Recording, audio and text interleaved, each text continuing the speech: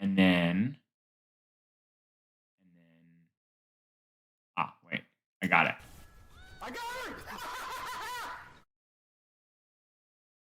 Yo, thank you for the gifted subs. Thank you, Matt. Sammy, Swimmingly, Phi, Totally Not Toby, Merrick.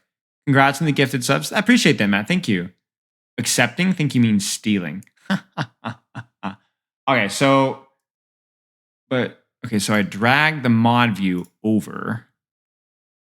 Now, what's the benefit of mod view? Solar Pancake, thanks for the sub, mate. I appreciate it. What are the benefits of mod view? I mean, I can, because most of this I can just do in OBS. Besides, I can see my viewers. Chat points list, for example. Point list? Oh, I guess. Are you going to be pro Tinks are fine? Get good? Oh, and yeah. Actually, I should probably make a command for the SVB podcast. Let's actually do that really fast. How do I change the title? See, this is the only thing, is the mod view has some upsides, but also some downsides.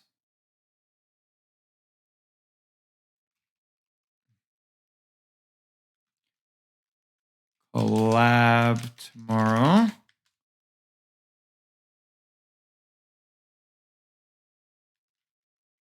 Commands edit collab SVB tank discussion podcast with flats, unsalted salt, and Yeetle. That work? Yes. Lovely. Yeah. So that should be fun. Yeah, the mod view is cool, but I just don't know. Yeah, I got you, Varashi.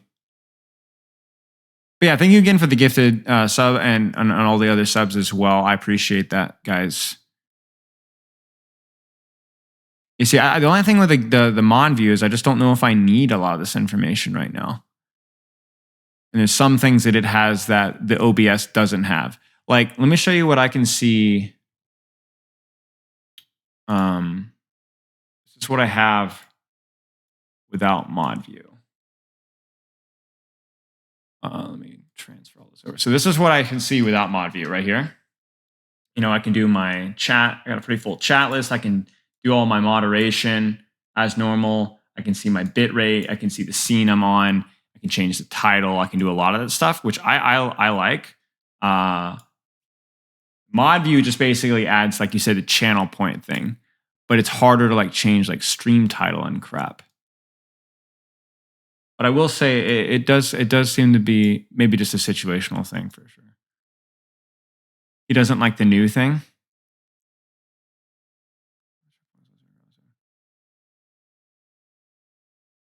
Yeah.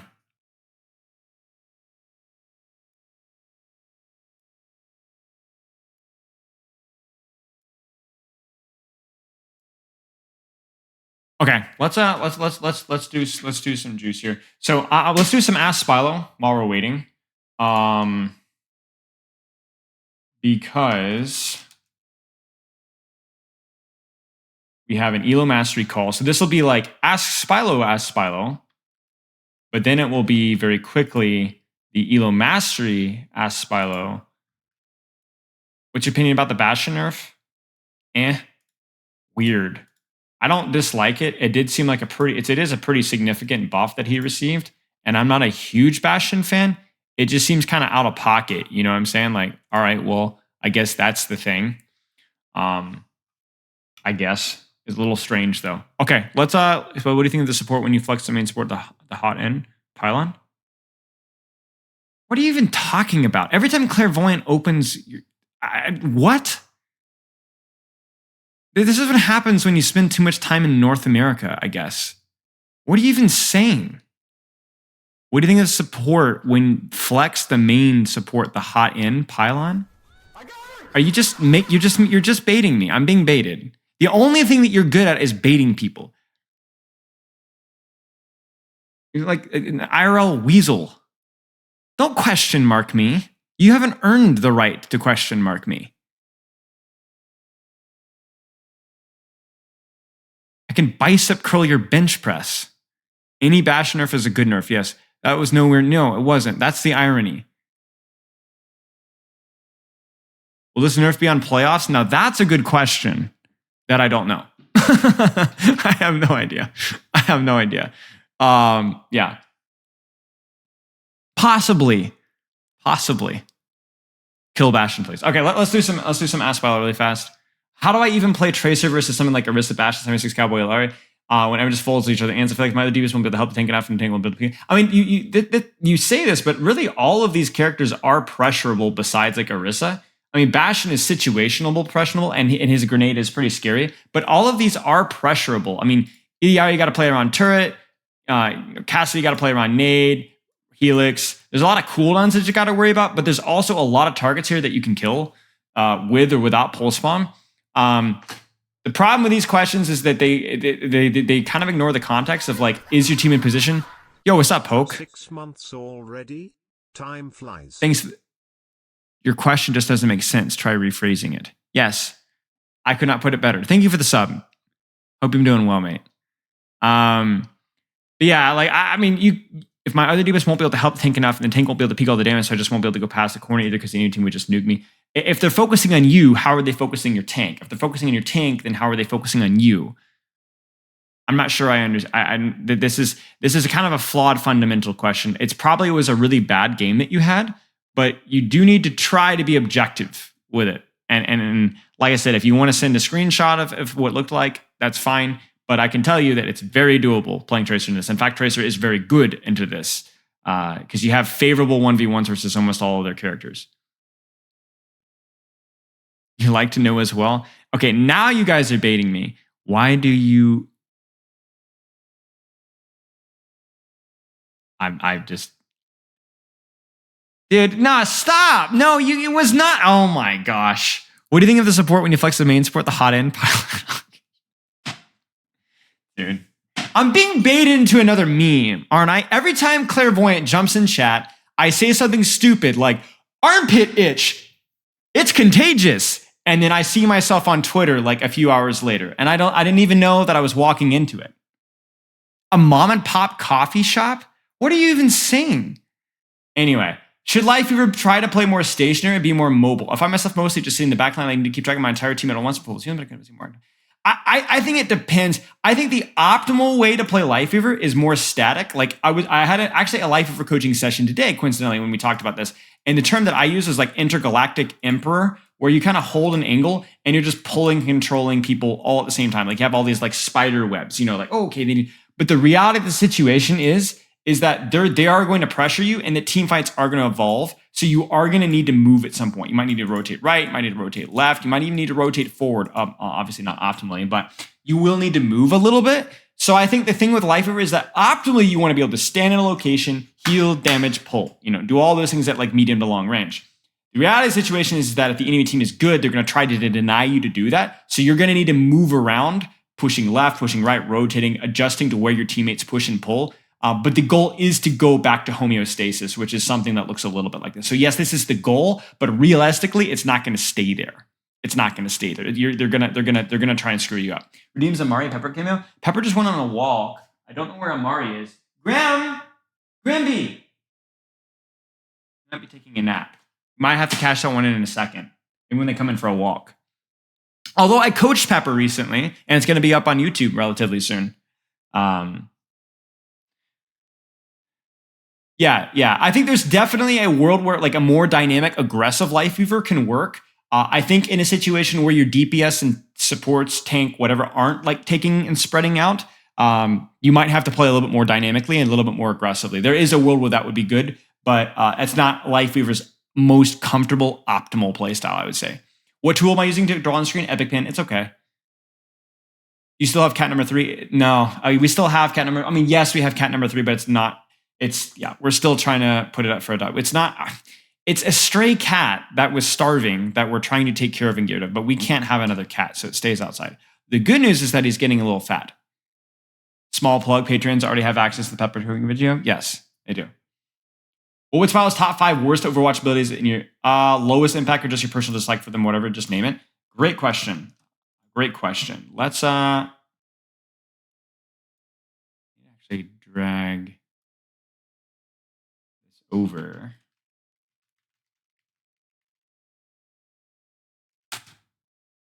Outside, I'm calling Lightwaves. What? Hi, Mari. Okay, let's talk about this. Top 3 worst abilities. Let's just go down the line here. Matrix is fine. It's a little bit tricky to balance, but it's fine. It's fine, probably fine. Oh, Power Block. Power Block for sure. Such an unintuitive and weird ability. I don't like it at all. It feels terrible for both the Doomfist and for the people playing versus Doomfist. Hate Power Block.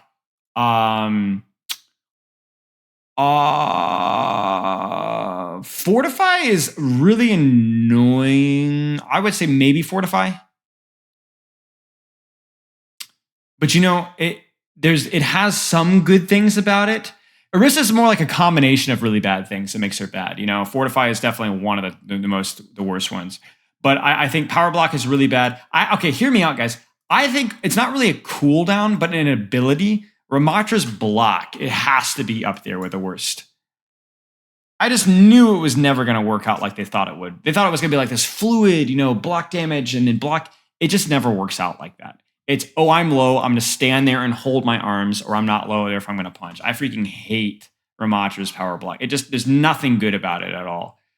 It just feels terrible. Power block's terrible. Power block, I guess I don't even know what you would call it. With Ramatra is terrible. Hog is whatever. I think Hog as a hero sucks, but his hook is like, feels good. So like there's some dopamine there. I think that's mostly it for tank. Cassie Grenade, Hinder has to be one of the ones that just nobody likes.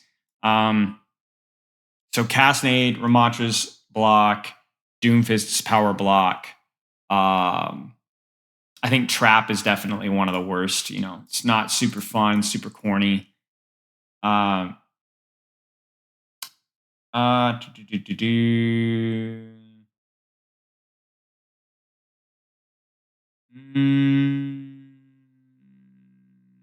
Hack is hard to hate because it's way too intuitive. Like it's way more important, too important for her playstyle.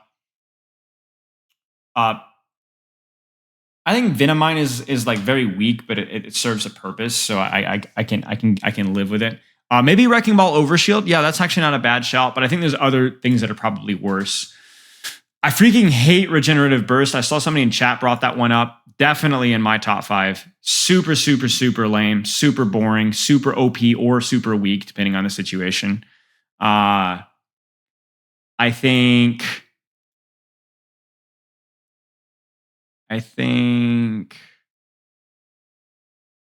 oh man. Everything else is like, I'm trying to find out, like, I'm trying to not go for the super, super low hanging fruits. You know what I'm saying? I don't hate Suzu and I don't hate Teleport, but I will say that having both of them on one character feels a little bit bad because it feels like she's essentially unkillable, and especially when combined with her hitbox. And the irony here is that I freaking hate Pole, but it's the only, like, it's not the only, but it's probably the most fun part about his kit. So it's like, it's hard to be objective about that too. Skip the Liari? No. Okay, here, you guys want to hear a hot take? I find the Liari kind of boring. Is that crazy for me? Every time I play Liari, I'm like, it's fun, I guess, but it just feels quite one-dimensional.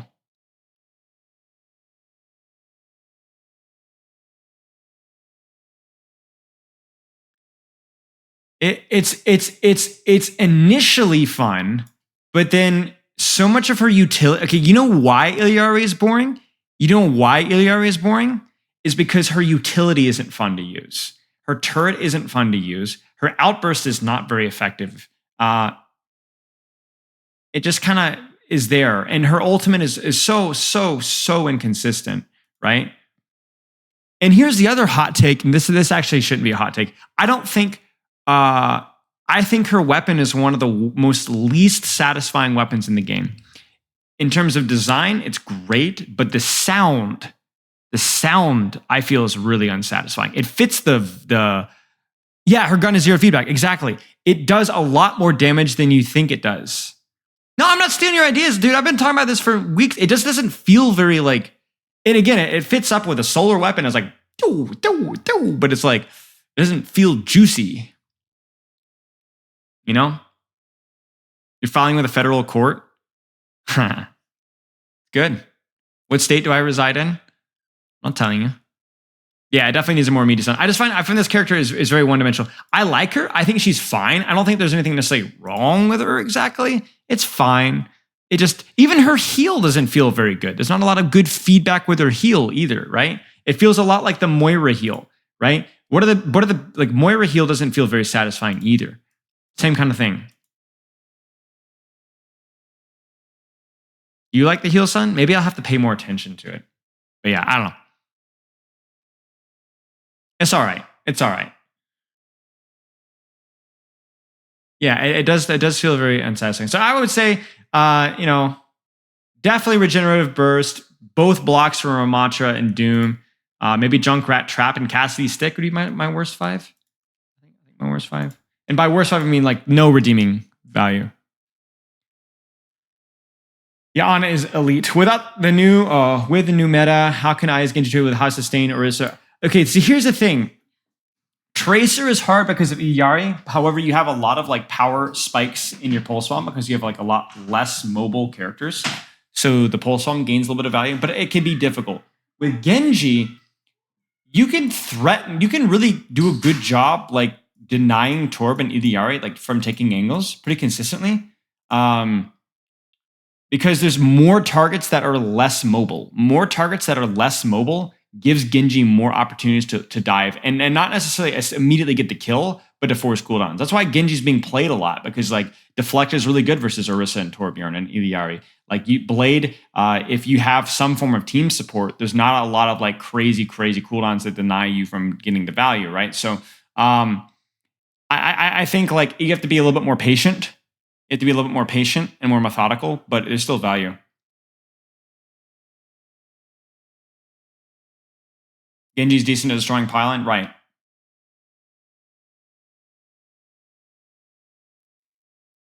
You should make a sticker. Is that a thunderstorm, bro? I got a thunderstorm. I gotta look. I got it's freaking lightning, dude. We got freaking lightning, bro, and clouds. That's great. Yeah, we'll have to do. We need to do a Spilo sticker at some point. There is one in the ELO Mastery Discord, but I need to steal it from somebody. You should coach yourself now. No, I have to do the ELO Mastery thing in Tim. What is it? What do you even mean? Okay, what has happened for Winston Dap Kiriko comp to merge? I just don't know. Okay, so first off, here's what, bro. I don't know how that would emerge. Okay, so here's what you would do. You'd be like, all right, Winston Kiriko hit squad.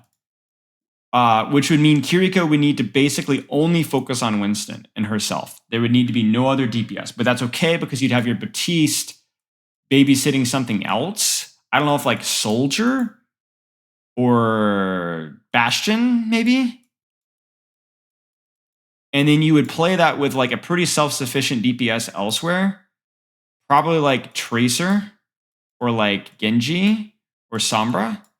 But you'd have like Winston Kiriko hit squad, maybe plus a dive character, and then Bap babysitting another DPS and playing kind of solo DPS himself. That would be like a super weird like collegiate or like GM scrim team that has a weird hero pool. I mean, it can work. It has some serious weaknesses.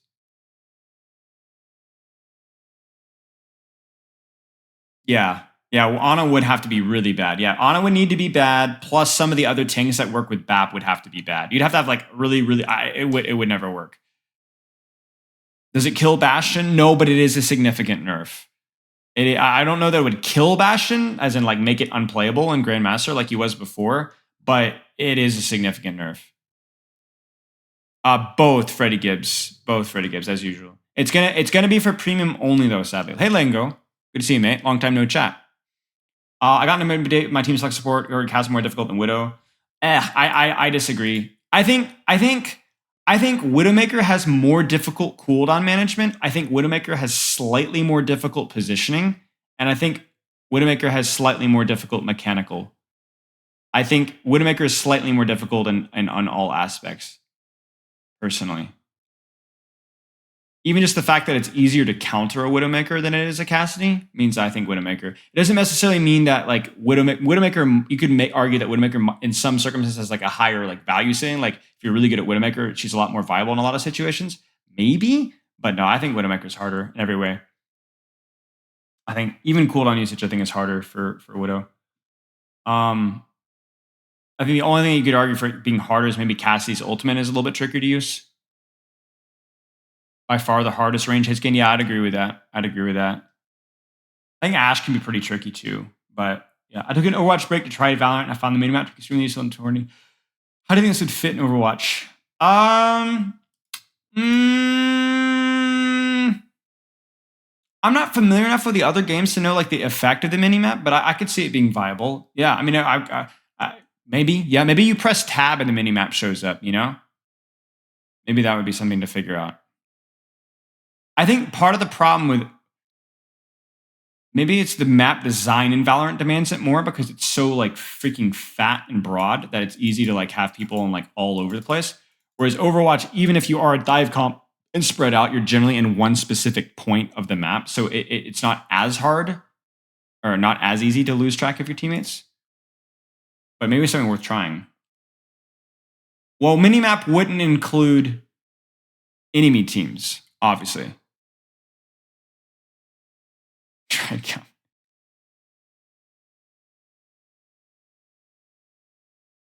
Yeah, projectile hitters is hard. It would when they shoot. Oh, yeah. I mean, obviously we wouldn't want that. Obviously we wouldn't want it where it reveals people to shoot. I'm trying to do the Focus 5 content, but sometimes I want to play more. I'm an OTP, I don't play another. Is it going to play Uniform Studio Upgrade? Yeah, of course. I appreciate this answer, but yeah, trying to keep it to threads, please, just to prevent polluting. I think it's fine. Just keep in mind that it might not be the best solution. I think just like how you want somebody who's playing Overwatch competitively to not play Overwatch for fun when they're done. I know a lot of players do that, but I don't think it's optimal. But it's okay. I don't think it's that big of a deal. So mechanically weak support player, and I've come down to saying that different ranks have different correct ways to play. Nobody can track a fast-moving target, especially if you want to come into close calls with non-melee characters. No, I don't think it's helpful to consider, frankly. I think what you point out is accurate, where like getting closer might be better, but it's such a niche. There are only there are things that you can cheese in lower ranks that don't work as well in higher ranks, but they're so like minute or cheese or niche that it's generally not worth the time to learn them because your time would be better spent in things that are actually applicable in all ranks. Oh, skip Red Knight. I didn't even notice. My bad. How do you think mixed XR teams? Oh, I talked with you about this. I think, you play to your strengths. I think you play to your strengths, obviously. You let people fill the roles that they're most comfortable on. You try to develop the lower ranked players as best as you can, but you obviously have to play around their motivation, right? You can't, if you have a gold or plat player that just wants to say a gold or plat player, then just find the best way to integrate them with the team.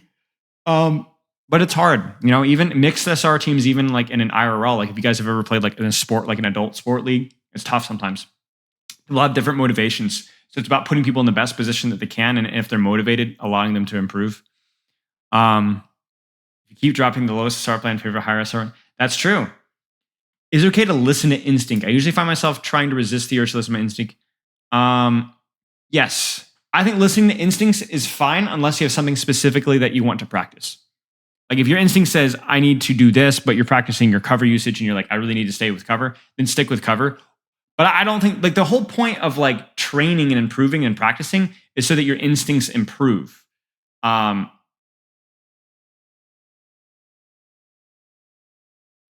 your instincts are like, you need to find what about my instincts are bad. Like if you threw me out into a forest with no food, no water, no nothing, I would not trust my instincts because I am not trained at dealing with that sort of a survival situation. but I would trust somebody qualified for that situation.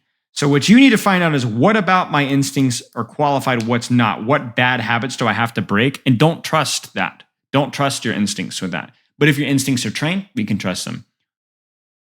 What about your instincts can you trust? Oh, I trust that my mechanics are good enough, or I trust that my positioning is generally good. It's just the cooldown usage. Okay, then rely on your instincts when it comes to your positioning, but not on your cooldown usage. If you remember when you taught how to left, auto review currently number 3. That's awesome. Yeah, I remember. You're very welcome. You're welcome, Freddie. I remember. The Winston guy, right? Oasis, City Center. What do you think about the hero role selection? Yep, I remember. Glad to hear it, mate. What do you think about hero role selection being open for top 500 with hero limits? Not sure. I never developed object prints and I'm on top 1% Mercy main. Yeah. Achievable bubble usage? Yeah. Good, mate. How do I beat Doom Bastion on Rhine? Especially in maps with high ground, it feels completely impossible when I go zone backline. I met with Turret Bastion. Wait out Turret Bastion. If Turret Bastion is super high value on tanks, but super high value in everything. So if you're eating Turret Bastion, you're shielding, and then you disengage behind a cover, that's super high value.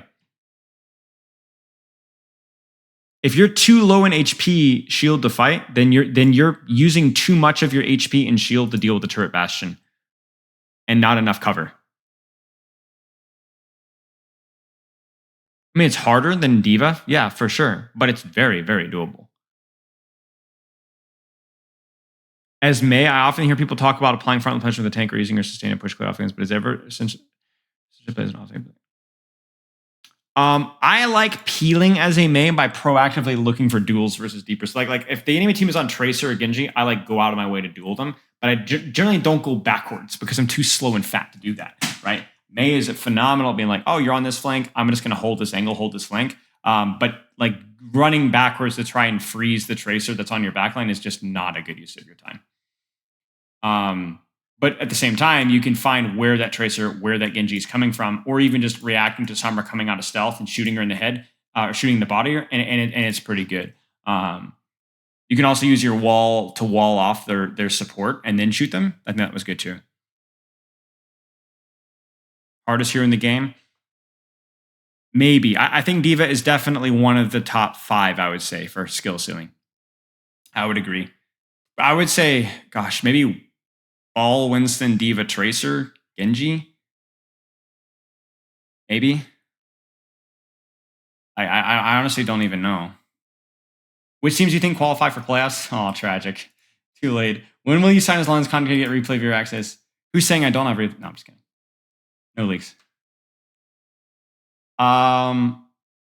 Okay. ELO Mastery time. Let me get everything juiced up really fast. We're going to get this event started. So like I said, ELO Mastery, coaching service I'm helping out with. This week, we've now finally transferred over to premium calls for the Q&A. And it's Q&A, but it's also like a short VOD review thing as well. So if you guys are interested in getting something like that, along with the other resources, the nice thing that we've been doing is BioZenith has been giving us a big kick in the pants every week. And every single coach has been releasing one piece of content. I know that we did a discussion on a Flashpoint. We did a discussion on EDRE support combos that was available. This week I talked about like indirect versus direct value, soft engage versus hard engages. And there's been a lot of educational stuff in there. So if that's something you're interested in, check out ELO Mastery, subtle plug. Where's a headset? It's just headphones. I've had these headphones for a long time. Okay, let's do this. Let's get this event started here.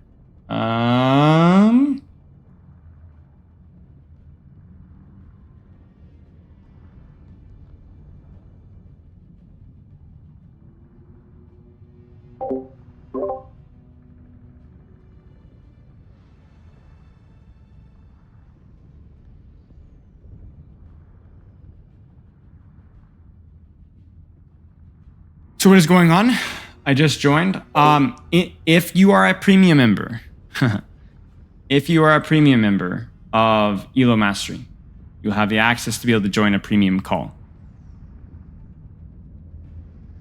And we're going to look over some codes, potentially, and answer some questions and all that stuff.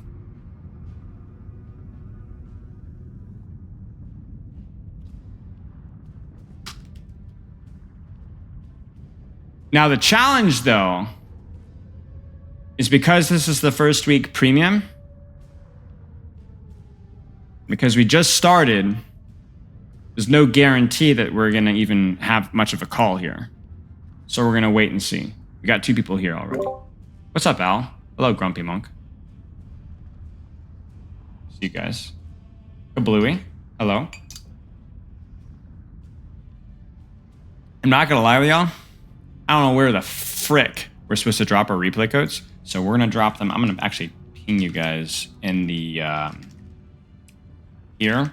So just drop them here. Yeah, drop them there, because that's where we'll do this. So if you guys have a replay code you want to go over, you got any questions you want to go over, drop your code in there, raise your hand, send up start firing random gunshots into the air, whatever you'd like to do.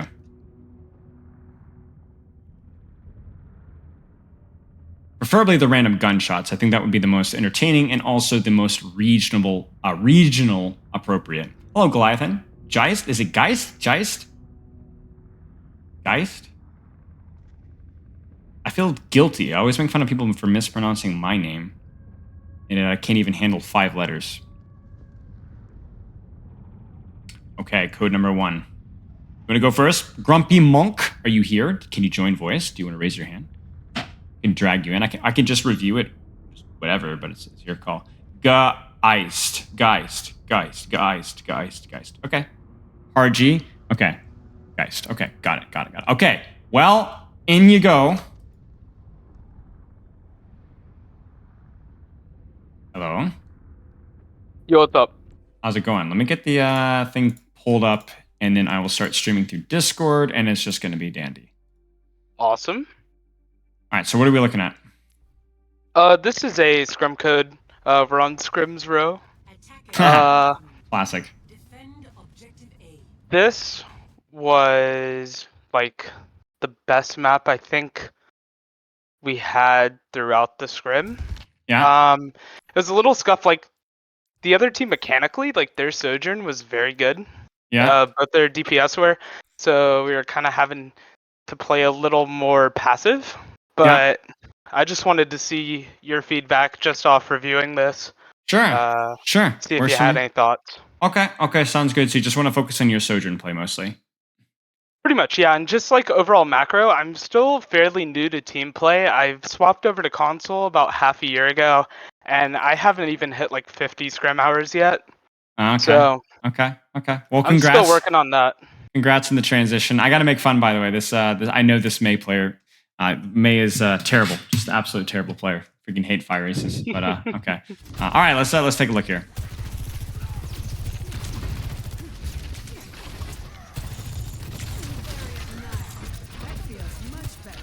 I like the E. I like the angle. Maybe a little close here. How you been liking your transition to PC, by the way? Oh, Okay? I love it. Yeah. I love playing the real game. The real Nice. game. I'm not gonna lie, mate. Roll the dice. You got rail? Do it. Don't be a coward. Just peek here. All right. Just peek here. Just take it. Take a couple of shots, you know what I'm saying? And let it roll. You know what I'm saying? I mean, obviously you gotta be care of Maywell, but let it roll, you know? Just go for it. Yeah, exactly.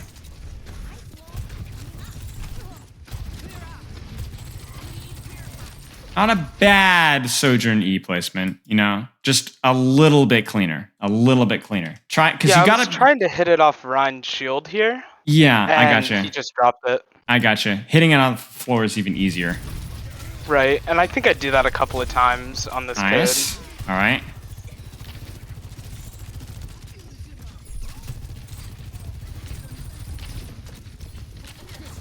Nice. Zoning E, perfectly done. Good. Nice. I like the discipline with holding rail there. Don't need to use it.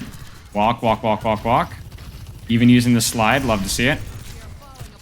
Probably better to not even use the rail at that point, because you gotta think of it as like the railing tank just drops your DPS, right? So, Right. I mean, obviously you had a brief window where you could headshot him as he was pinning out, so obviously not literally dropping your DPS, but honestly, like I want rail now, you know? Like I want rail now. So, okay. Nice shot. Nice, okay. So kind of an M1 on Shield Simulator. The E's have been okay. I think we could have taken some opportunities to hit some better rails. Placement of the disruptor shot as well could have been a little bit better too. But in general, mostly okay. Now, I think situations like these, you have to be really careful about your disruptor shot, right? Because you're thinking, well, you know why you disruptor shot, right? Why not, right? Why not, right? But watch this. 8 seconds later, you got me? Yeah, we're back here. Yeah, right? they're Like able this, to take space. right? Whereas Like if I had it, it would close that off. The fight's starting, right? The fight's actually starting. I think it's really, really easy to forget the number on the bottom right of your screen. 15 seconds. 15 seconds. It's a long time. So just keep that in mind. Just keep that in mind. It's very dangerous to use your disruptor shot for just damage right before a fight starts. Because even like right now, you drop this on Fi, he's gonna ice block, right? He's gonna ice block.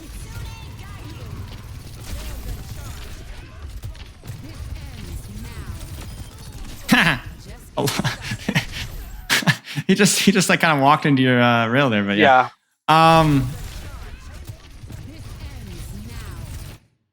A little wide of a swing.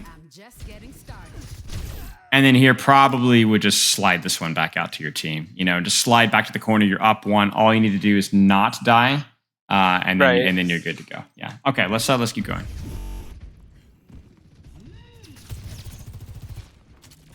Right. Shooty.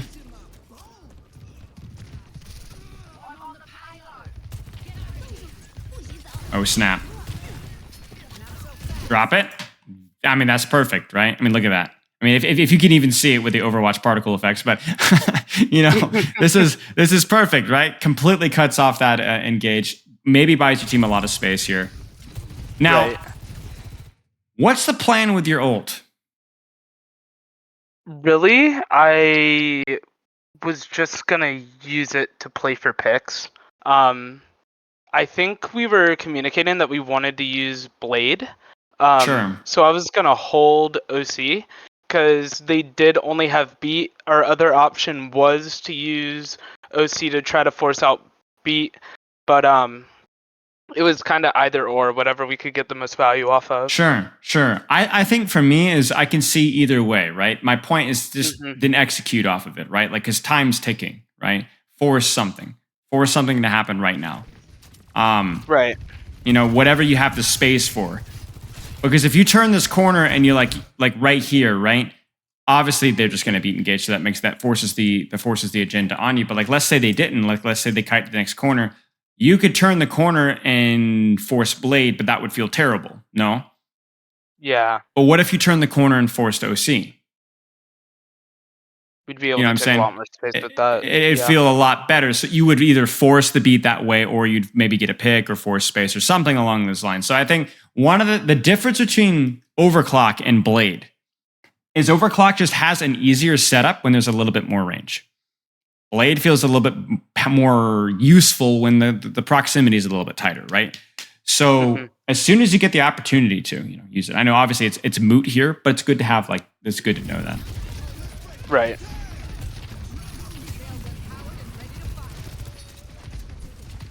I also think that, let me ask you an honest question here. Do they have Junker Queen ult? No. Beat? No, they just used it. Blizzard? No, they just used it. And you have Rail and your Disruptor shot. Sounds crazy, but slide in. Okay. Slide in, right? One of the dangers out of wasting your Sojourn slide is that you get caught, right? Have you ever used your Sojourn slide and then you get beat engaged or blizzarded or a Junker Queen ultimate or whatever, right? It's probably happened before, right? That's not really a risk right now, right? It's not really a risk right now. So to me, you're holding on to your Sojourn slide very, very defensively when right now there is nothing for you to be saving it for. And in addition to that, look at where your target focus is here. Check this out. Queen, right? Shouldn't be queen here. I need a rail on literally anybody, right? Yeah. Mei, Sojourn, Kiri, Lucio, force a cooldown, force Suzu, force Amp, force Ice Block, whatever. It needs to happen. It needs to happen. Also, let it rip, right? Let's go. Yeah. Let's go. You got the space for it? Let's go. As soon as you can. Lots of opportunities, right? Yeah. Okay. Let's keep going. Let's watch a little bit more here. Okay.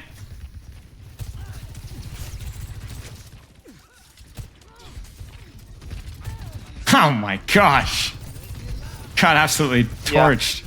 Yeah, that was scary. I was not gonna peek that corner. Woo! Slid right over the wall. Okay, you got a little lucky. All right. Oh yeah.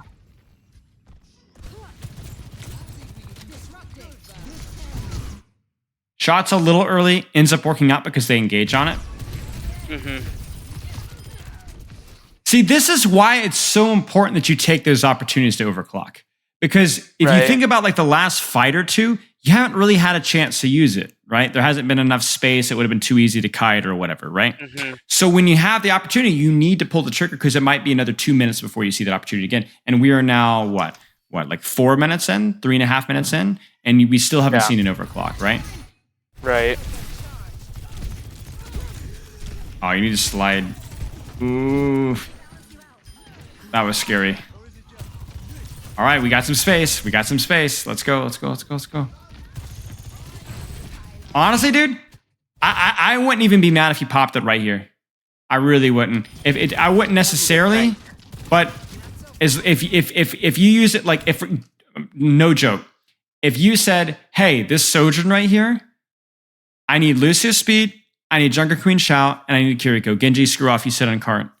We're gonna go kill these guys right now. And just maybe just cap second. Maybe you just cap second. You right? Right. Obviously pretty corny. But it's there's value here. I'm not saying it's optimal, but it's better than what we're doing right now. It's better than just holding, right? Right. Stagger them further. Guarantee the second cap. Get that extra kill. Now you definitely are going to use it here. I'm pretty sure I did. Yeah. Yeah. Nice. Good.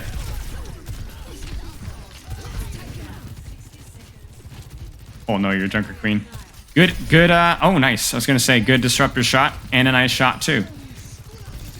This guy's shot. That was interesting. What on earth? Oh no, they need to make a new term that's like Ajax, and then there's whatever that is. That's even worse. Oh my gosh. Fi goes a tad too late in my chat. Yeah, just a tad. Just a tad. Just a little bit. All right, so a little bit of a detail here. If you see this, you've got two options. You hit the shot now, or you start to 80-80 strafe. And it's got to be quick, right? Right. If you don't immediately commit there, you're going to be cooked. I think you guys were both even on rail, but her crosshair was on you. You were kind of distracted. It's almost like a Widow shot, where if she beats you to the peak, and you're like, oh, I didn't know she was there, you kind of have to go into immediate defensive mode. You know, juke the shot, and then she's cooked. Gotcha. A little bit of a micro detail, but something to keep in mind. Yeah. Like right here, you know you're behind on charge, just get on.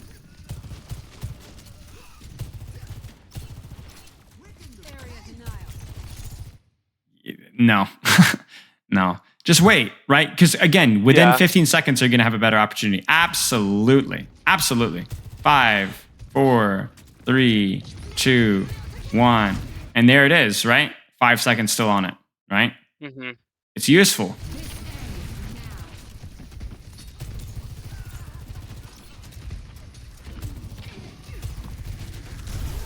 Yeah, just disengage. Okay.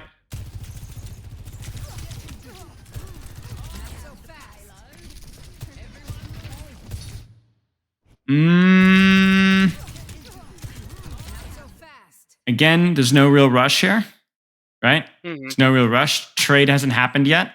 Either they're going to push, or they're going to pull, or they're going to stand their ground. And based off of one of those three decisions, that's going to tell you how to use that disruptor shot, right? Right now, you don't have any information. So you're probably thinking, oh, my disruptor shot made them kite back. But actually, I don't think it did. I don't think it did. I think they were on the way out regardless. I think they're going, okay, we don't have ults, we go back to the next corner. So you need to make them commit to a decision, one of those three, and then you're going to get maximum disruptor shot value. Does that make sense? Okay. Yeah. It's very much so about the timing of when you're using that ability. Gotcha.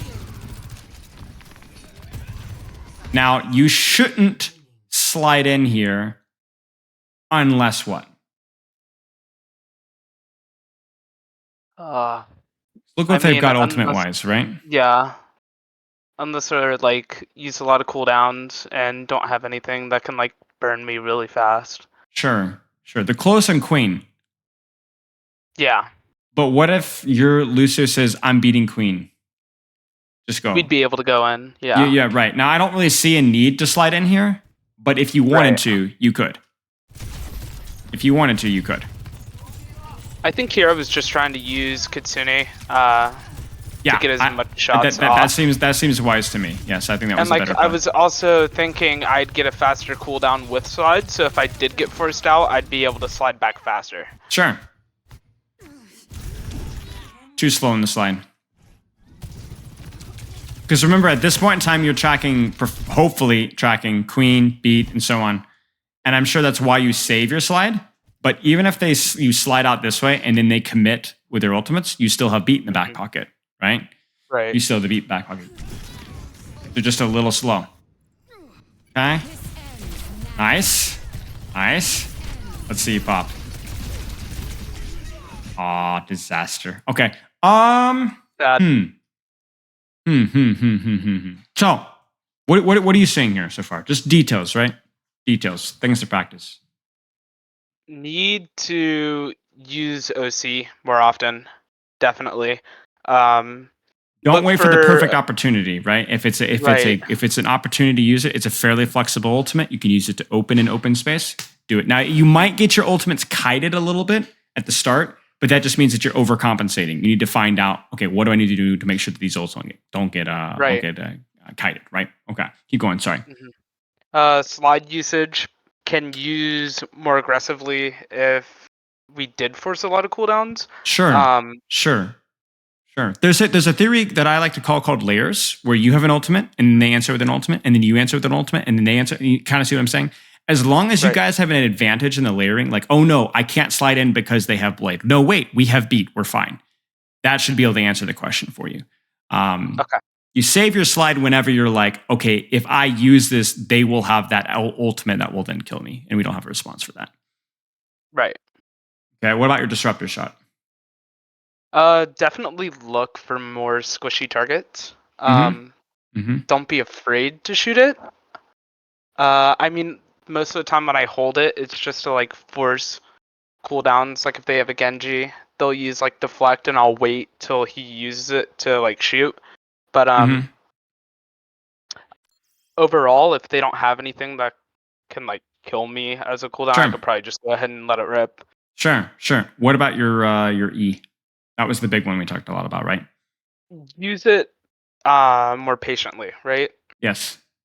It's just the timing of it, right? It's like a very long cooldown. Right. It's the timing of it. It's when these tank trades, when these DPS trades start to happen, whether they push, they kite, or they stay their ground. Letting the trade happen first will give you value to your E. Because you're thinking, oh, I can make them kite away from that location. But once they have committed to an action, you make them push into your E. You make them stand with your E. If they kite out, okay, no harm done. I still have my E. Right. Just a little bit more patience with it. Any questions?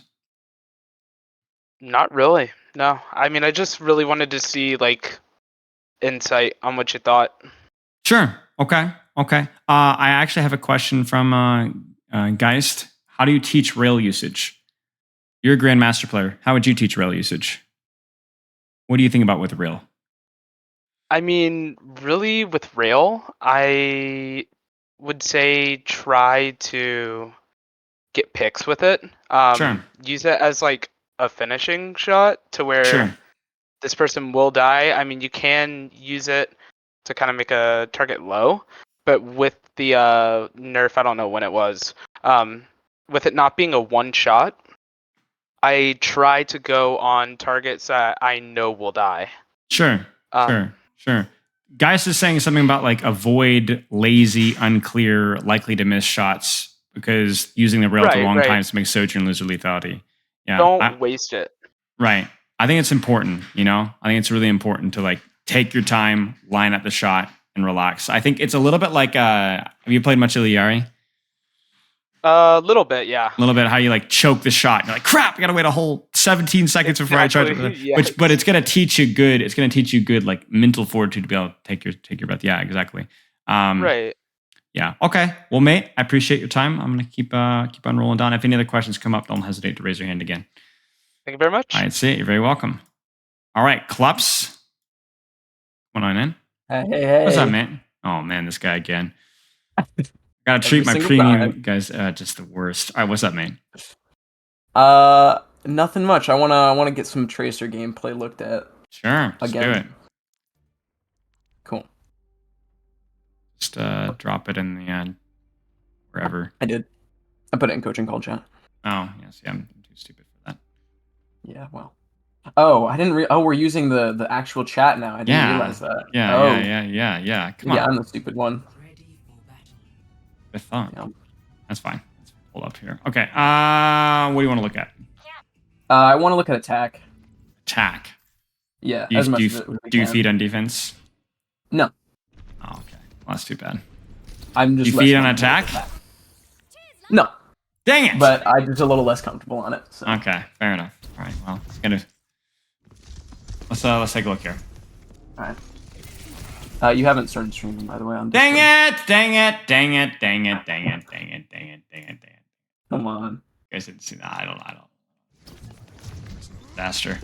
All right, there we go. It's funny because I probably have coached first point on this map more than I've coached any other point on any other map.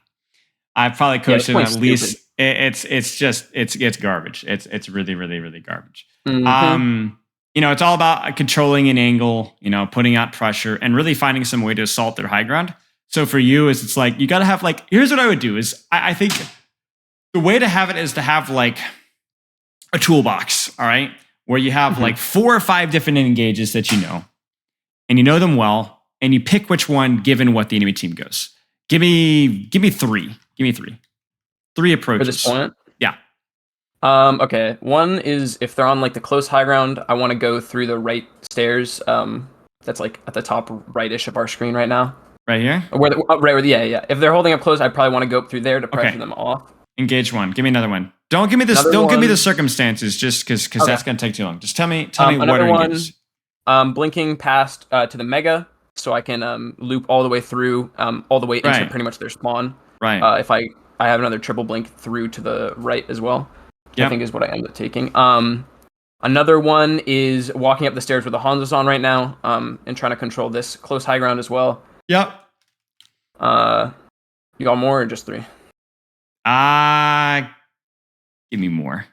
Okay. More. Another thing that I can do is blink into the little room, like where under the tracer, almost under and to the right of the tracer, more to the right. Yeah, this thing, which I can use to like leverage point or go further into their high ground. You know what? I lied. Give me one more. Okay. Anything? Another one. This one's hard. I only really had 4. Check it. Ready? Oh yeah, that's not bad. And the best thing about this too is you can pressure point and then blink up here, or you can also wrap if you feel like putting in the legwork and assault high ground from here. Got options. Cool. So given what you know, not even what we see from our bird's eye view, you see Hanzo, you see Doom. Yeah. First off, you need a little bit of scouting first, right? Because you're kind of going into this a little bit blind. There's no rush. Take your time. Yeah. Scout it out. Given what you know now, what do you think is your best option? Given what I know now, I think either I want to go in the room that I was talking about that's like right to my left, or the like triple blink into the even that one. The triple blink, the 5th option. I agree. There. Probably. I agree. Now, the funny thing is I actually think there's another option too. I think given the position, yeah. if you knew where Ana was and you knew where Hanzo was and you know one of those things, then you could attack stairs here. Yeah. Right? So, you know, my point here is that I think you just kind of pick something and roll with it, but you need to scout a little first. Just be a little bit of patience. Like, obviously, I know it feels bad doing a little bit of scouting, but you need to. Yeah. Because there's no rush. Because the thing, no comment. I don't know what the hell. There's no rush because, like, when you're trying to like frantically think about what to do, look at your Ana. You know, you're not really committing to this fight just yet. This is just kind of like jockeying and shuffling for space. So you've got time to chill. Because you're not, even if you had everything set up, you wouldn't really go for the Ana, for example, until now-ish, right? Maybe, and maybe not even then. Maybe you would still wait for your Winston, right? Yeah. So I don't know. I don't think there's any real rush here. Okay. I'm not gonna lie with you, mate. I would take the 5 damage. Yeah, probably. They don't have. I would take the 5 damage. I mean, this downtime is hurting me. Yeah. Because you are late, and then there is late, and then there is really late, and this is really late. That being said, you got there. Nice little bit of trigger discipline. I probably would have greeted that recall a little bit, but you're good. But you know what? All's well that ends well. Not too shabby. Not half bad. Not too shabby. So that's your takeaway. Memorize some rollouts. Yeah. And then work on applying the rollout depending on what circumstance is given. And that's skill. That's the skill. It's not just the memorization, but the applying it depending on the circumstance. And dare I say, dynamic positioning. Favorite word. That was scary.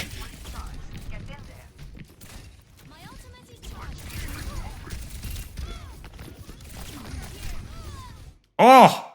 Yeah. Drop a nice shot and shit after that one. Yeah. The only thing I will say here is I don't think it's why you die, but I think this is a mistake. Just hold the angle.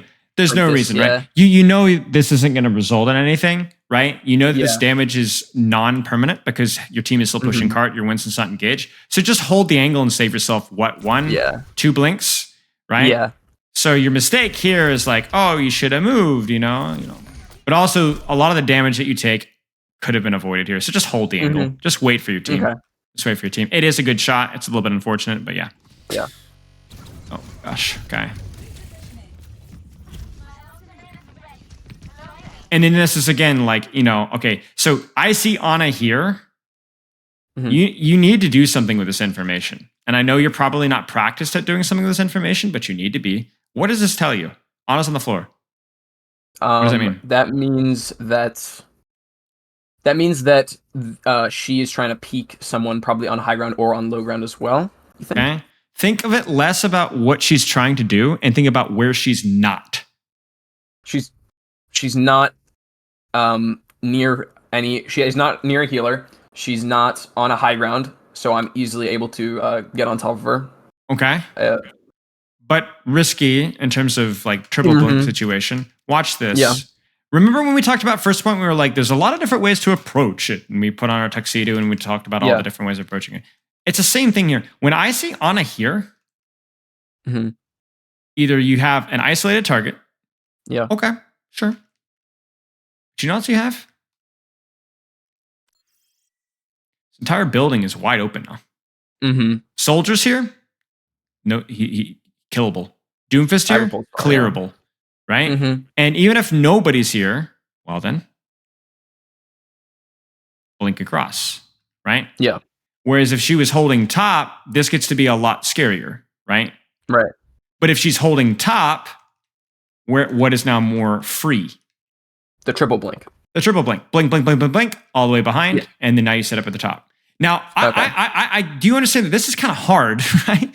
This is kind of hard. This is a tricky point to not only recognize this, but to know exactly what to do in each situation. But this is what you're gonna need to be doing at this point in time. Right. So you see Ana, do you make it the correct read? Not bad. She is isolated. Okay. Now live in the back line. Okay. Yep. Seems reasonable. Seems reasonable. Definitely pulse this. Yeah, I think I should. I think it's just the safer play, you know?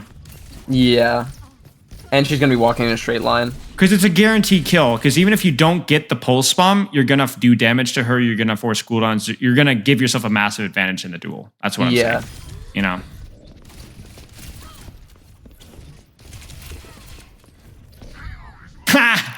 Unfortunate. So close. Yeah. It's like one of those things where like if you pulse this, the Ana dies faster, you live. Right. Yeah, I would have more resources as well. Yeah. Go ahead. You were saying something. Oh no, that's exactly what I was gonna say. Yeah. Okay. They're all on the floor. You know they're all on the floor. So where's your pathing? Look at you. Yeah. Look at you. Look at you. Right. Right. And you've got options here, right? You could wrap this way. I think probably wrapping this way is going to be your best bet, which is I think is exactly what you're going to do. Mm-hmm. Yeah, love it. Very good angle. Nice. I like this. Just kind of babysitting backline, you know? Yeah. Praying that your team can deal with Tracer. Yeah, good. Nice recognition. That was good. Ouch. I mean, it happens. Whatever. Yeah.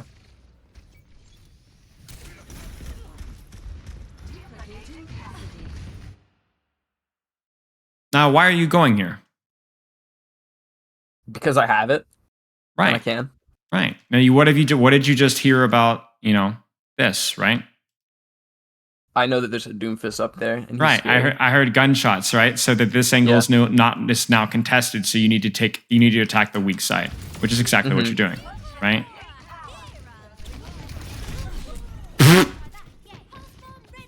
Echo. Echo spoiled it. Oh, yeah. It's okay.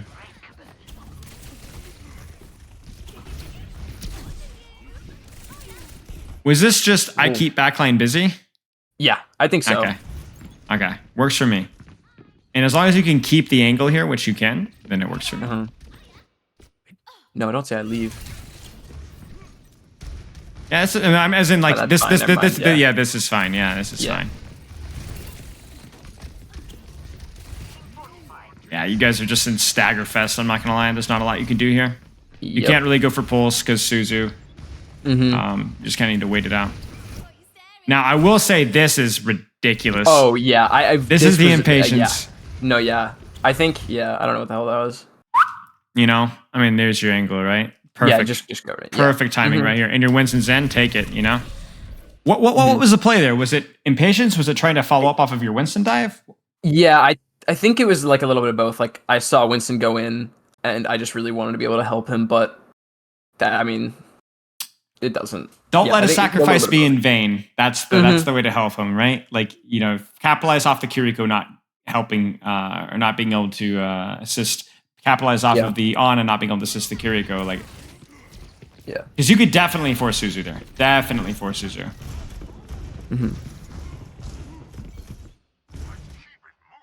Now, this is freaking weird. But you know what? I like it because, again, it feels like you're... I mean, it's a reaction to what the enemy team has given you. Yeah. Their card is not contested. Tracer's on top. Everybody's on top. So you can either contest the top and distract, which may be kind of slow, may feel kind of unfun. Or you can wrap around behind with Pulse Bomb directly to Cassidy. I mean, they can't be everywhere at once, right? So I like this. I think this will get a kill. Yeah, there it is. I mean, obviously Nano Primal and you missed the pulse, but I don't care. Yeah. You did the right thing. Yeah. I like the Tracer focus here. Love it. Stay on her. Queen. Very nice. Nice trigger discipline as well. Yeah, I mean, this is it. Nice. That was good, mate. This is really, really, really good. So I think really for you, just really simply, you know, like come up with some set rotations. We talked a lot about first point. We gave you a few on second point, but I bet you could come up with at least another 3 or 4 more on second point. At least.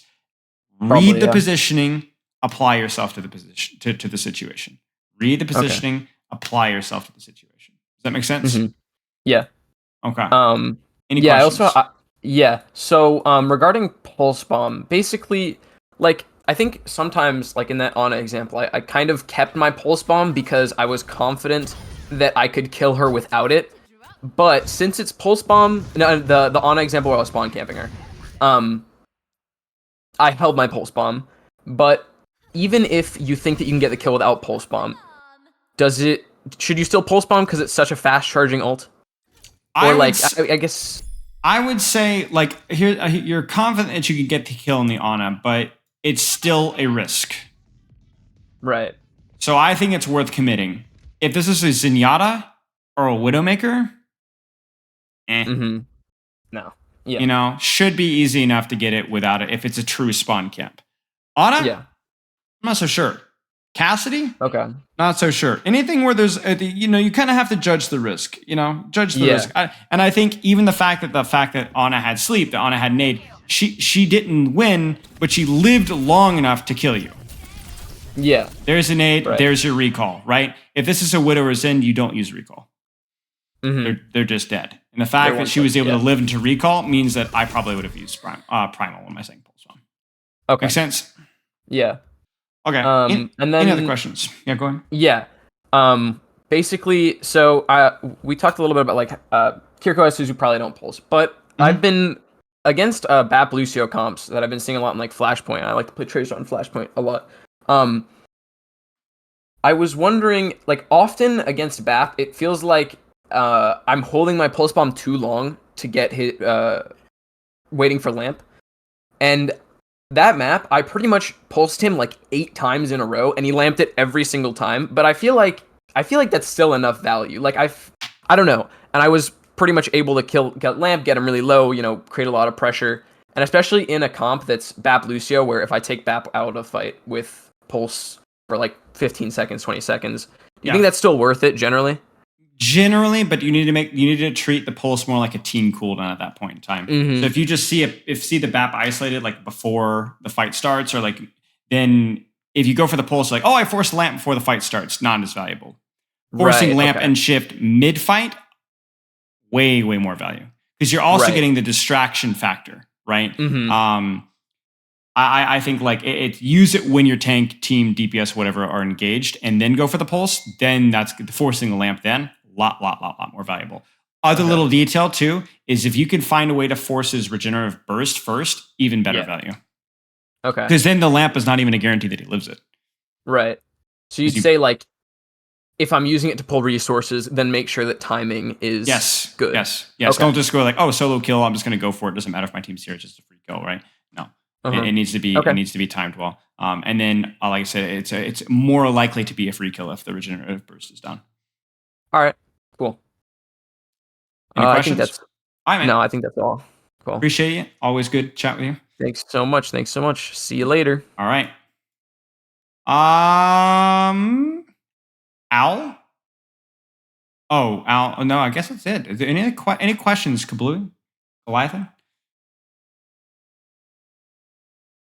Is it me or does the screen share look blurry? It could be blurry. What's probably the case is that because I'm streaming at the same time, also my cloud backup has now started again. It drives me nuts. But it should be a little bit less blurry. Should be.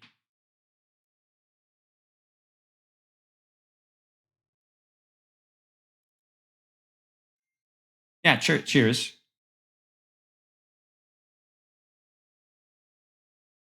Can you explain what trigger discipline is? Somebody in my Twitch has that. Trigger discipline is just basically not mashing, just mindlessly mashing down your mouse. When you saw Kleps repeatedly mid-clip was pausing his clip to realign his crosshair and continue shooting, it's a really good aiming habit to get into. Not just mashing down your mouse. Yeah, exactly. Thank you, Fi.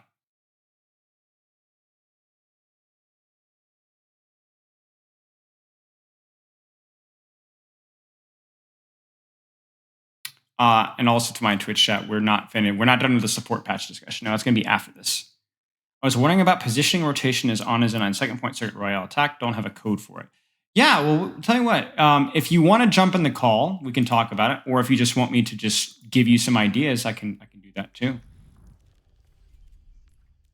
I like doing kind of what I was doing with Kleps there, which is like, whenever you don't have like a real answer, you need to know, what am I looking at for when it comes like a good angle or a good position, right? And then instead of memorizing positions and copying them, have a couple of positions memorized and copy the one relevant in the situation. All right, get in here, Al. What's up, mate? Hello. All right, let's roll. So you're saying second point circuit, yeah? Yeah, I just have troubles when they have a good sniper up in Yeah. the top area. I Yeah, just yeah. don't know exactly where to go to get to my team. It's miserable, right? It's miserable. It's definitely one of the one of the weirdest. Can you see this, by the way? I can't. Okay, it's one of the weirdest points. So let's talk about some ideas here. So you need a sight line, but you need a sight line that's not too long around their widow, right? So this here, getting out of spawn, you're gonna have to hug here. Now, where do you think you could go from here? From here? Yeah, because you're trying to rotate, I've right? tried going straight across, and I've tried just going up the street, hugging the planters as I go. So like here? Yeah. Okay. Have you tried hugging here? Yeah, see, it just takes a little more time to get across, but True. But yeah. True. Okay. So what you So might when I do... tr- when I Go ahead. when I'm trying to do that, I usually go to the coast and try to go around that way to get to that side. It takes a lot longer, I know, but listen, if it does the job, I'm so scared. Yeah, a if lot it of does, times. if it does the job, take it up. I mean, absolutely. I mean, this is something that we used to talk about in Overwatch like all the time. It's like all finding ways to minimize damage risk. This I think is probably fine if you can, and then obviously maybe taking the rotation to here, right? Mm-hmm. Now, worst case scenario, if you're feeling really, really saucy, you can do this. Yeah, I haven't Right. tried that yet, but I keep thinking about it each time. I would give it a shot, maybe in depending on the circumstance, and then you can look for plays here, right? Because a lot of what's going to happen is their sniper's going to rotate to back here, or maybe here, or maybe here. So basically, what you're trying to do is be like, all right, well, I can't peek here, but can I peek here sometimes? Yes. Can I peek? Ooh, maybe not. Maybe I can peek, make a play here, right? Mm-hmm. This is, if it makes you feel any better, probably the most miserable point to rotate on a lot of the times as a support, because there is so much open space and there's not a lot of cover. However, once you're able to make this rotation to about here, you do start to have a little bit more offense. You like more offensive options than you would before. You just have to be able to think creatively. And remember, the key thing is don't as soon as you know where that sniper is, that should be an idea, whether it's a ping or they took a shot or they're shooting your tank shield or whatever. That should be enough information for you to decide between here or here or here, which of those rotates is available. And one other detail, tiny little thing but important. When you do have to cross out into the open and you're like, well, crap, do a little dance, right? Mm-hmm. All you got to do is dodge one or two shots and you should be able to make that rotation. Now, I say that like all you have to do is dodge one or two shots, Yeah. But you know what? It sometimes there's that's good enough. Thankfully, with the movement conservation, you can move 80-80 strafe pretty effectively. So I would give that one a shot. Was that all for positioning on this map, or do you have any other questions? Yeah, that was what I needed. All right, Nate. Yeah, sorry I can't give you something more concrete, but sadly sometimes it isn't super clear. Okay, All sounds right, good. good luck, mate. Cheers. Okay. Can I go into micro positioning a bit as DPS? I tend to struggle sometimes with being too aggressive and getting picked, but I feel like being behind cover all the time is making me damage.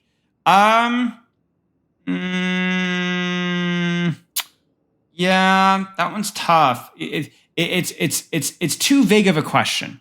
It's too vague of a question. Too vague of a question. You would need something more specific than that. No, it's okay. It's okay.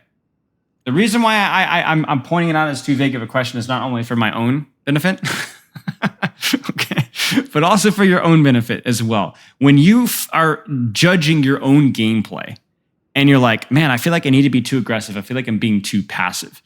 That is also too vague to yourself. Does that make any sense? Like, you're not treating yourself with the same amount of respect that you ought to. You should be, don't say, oh, it's too passive or too aggressive. What about it is too aggressive or too passive? Remember when we were talking about your Sojourn, right? You felt passive in some situations when you could be more aggressive because of the old economy and your slide. Very specific thing. So when you're playing Hanzo or Tracer or Cassie or Sojourn or Reaper or whatever, when you ask yourself, should I be more aggressive? Should I be more passive? Don't just go around the general field. Be very specific about what you need to be aggressive with and what you need to be more passive with. Because what's the problem? What's the difference between a bronze player and a grandmaster player? Is a bronze player more aggressive or more passive? The answer is yes, both. Grandmaster player is just better and smarter with the aggression and better and smarter with the defensiveness as well. I mean, obviously, like you said, cover usage is important. But if you want to get more potential value or potential damage, ask, would I be able to take a more aggressive sideline without compromising my safety too much? I play a lot of Sombra as well. It just feels like I get forced out too much too easily. Okay, so then is that an aggression problem? And peeking too many people and not playing behind enough. Okay, well then there you go. But see, that what you've done right there is you've isolated the potential problem. It might not be that you're playing too aggressively with Sombra. It might be that you're peeking too many people, not playing on a deep enough angle, or maybe your timing is a little off. Maybe you're a little bit too early, so you're the first person that they clear out. Right? Could be any of those things. Could be your movement. Could be your target selection. Like if I'm going for something that can clear me very, very easily, which sometimes is necessary as Sombra. But you need to kind of break it into biteable, applicable chunks, for lack of a better term.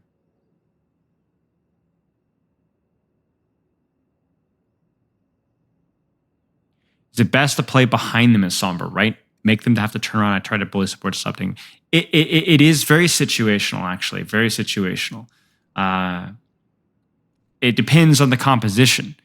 If you have a composition that is assassinatable, squishy, then it is dangerous to be peeking those characters. Right, Sombra 76 is good versus when there's a backline that's not very assassinatable, but also a backline that's not very likely to headshot you in the face, right? Zen, Yari, Widowmaker, Ashe, things like that. More deeper angles, more assassinations, less Sombra 76 because they outrange you. Doomfists, Reaper, Moira, Lucio, Winston, even Ana Brig. Yeah, Brig Ana, the great thing about Brig Ana is like that perfect hybrid, right? Where you can absolutely assassinate and dive in Ana Brig, 100%. But you can also, they don't have a ton of range on it. They're not as much poke. So that's why when Sombra Tracer was meta with Brig Ana in Overwatch League, you saw a lot of hybrid. What you'd see is in first fights before the Sombra had time to set up a deep angle. A lot of Sombra 76 trying to avoid the enemy Ana, but a lot of Sombra 76, right? But then as soon as they get EMP or their Winston would be in position or they had time to set up a deeper angle, they would go for a deeper angle. But that's a perfect example because that one was right down the middle. That one's like a perfect hybrid of a little bit of poke, short range, a little bit of long range, And so you'd see Sombras play somewhere in between, depending on the circumstance. But in your ranked games, you might have more poke, right? More range comps that demand more assassinations.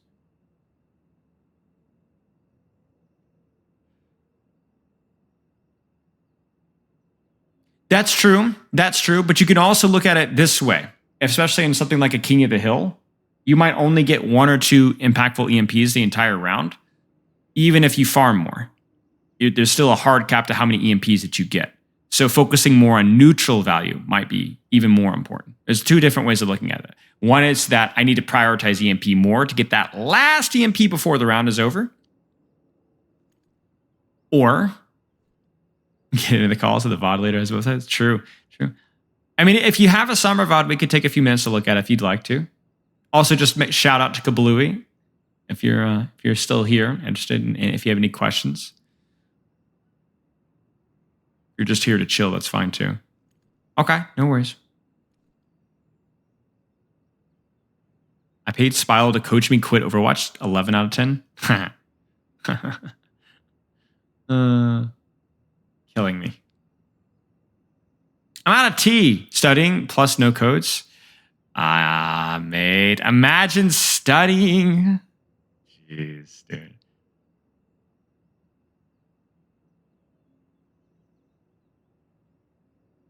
You can join a review if I get premium yet. Yes, you can, Fi. You steal your parents' wallet. Collegiate games clogging the career profile. Well, I hope that's been going well. Want to get better at Genji. Yeah. You know, one thing, Fi, I've learned is that I hope you've learned is don't nano the Spilo Doom. We were playing Quick Play. And Fi, bless his heart, was being so nice and nanoing me when I was going in aggressively. But I'm not a good doomfist. I don't think I got a single kill from like 2 nanos. It was bad. It was bad. You're going to have to look at my cry if you don't have one. Don't worry about it. You know what you should do? If you don't have one, the next coaching call, just drop, who's the next one? Zolik, yeah. Just make Zolik reviews Sombra. Zolik will freaking hate me, but make him do it. Or John. Would you look at a comp Sojourn game? Yeah, I got 5 more minutes. I've only got like 5 more minutes, but I can do 5 more minutes, sure. Yeah, it was something else. And by something else, I mean not good.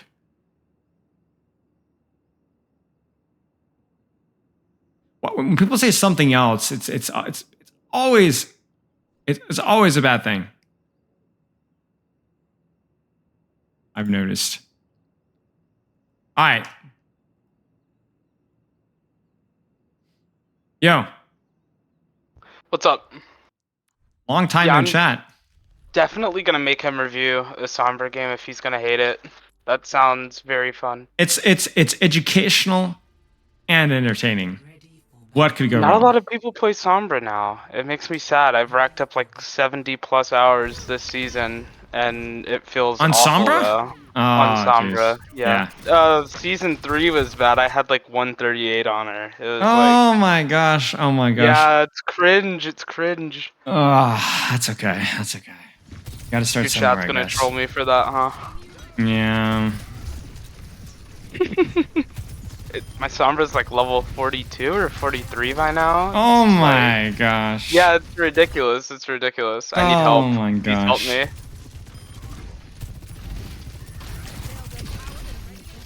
I don't know how this game went either. This is just like something I had. Disgusting disruptor shot, by the way. You know what? Actually, screw it. Screw it. Let's be productive with this. Let's not be lazy and just review more Sojourn footage. We're going to look at like 2 team fights, and I want you to coach yourself. You coach yourself. From what we talked about earlier. No. And this is great because we talked about the disruptor shot. We talked about, by the way, disruptor shot is the E. We talked about your rail. We talked about your slide, all that kind of stuff. So you tell me.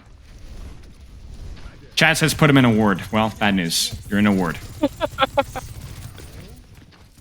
I think the disruptor shot there is just to get damage. I think I wait for that disruptor though.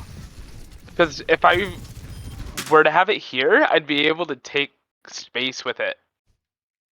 Like, I'd be able to cut off like half a point if I had my disruptor here. Like, if I were to put it on this back area where lamp is, I could force them all to one spot and I could get an easy, like, right click. Yeah, true.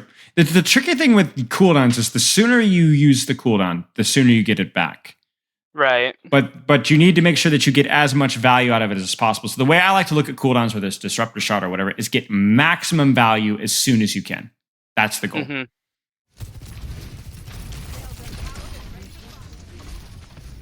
I think this was like one of my first games on today, and I just could not hit a shot. It's probably the last hero I should be playing. Perfect. I'm gonna cry. That's unfortunate. Yeah. By the way, just call pause whenever you want me to pause, and I'll just I'll pause. Okay. I am on the objective. Report here now.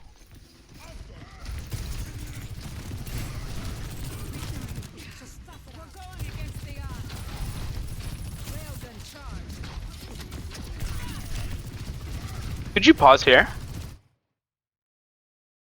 Should I go back? Would it make? Yeah, just a little bit. Right here. Would it have made sense for me to path over to the left side to try to get more damage? Like, I know they're rotating through left, but should I really ever be going main as Soj in this situation, like on Nepal? Because I don't think I should. The way I look at it is if your team is pushing main, then you should never push main. Right. But if your team is pushing through left, then you can push left. Now, your Doom is dead, which puts us in like a really kind of a silly situation. He did that a lot. Yeah. So I don't hate the main just because of where your Yari and your Genji is. Mm-hmm. But I do not love the shorter sideline.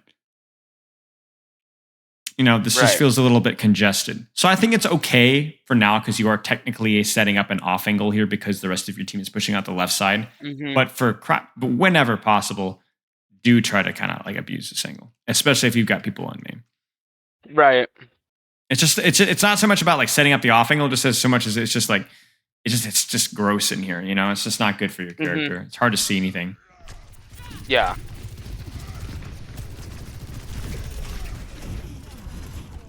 I think we got like spawn camped for half of this map. It's starting to come back to me. I just think this is an awful spot to be in. I should have slid out a lot earlier. Mm-hmm. Ha! Rolled. Ouch.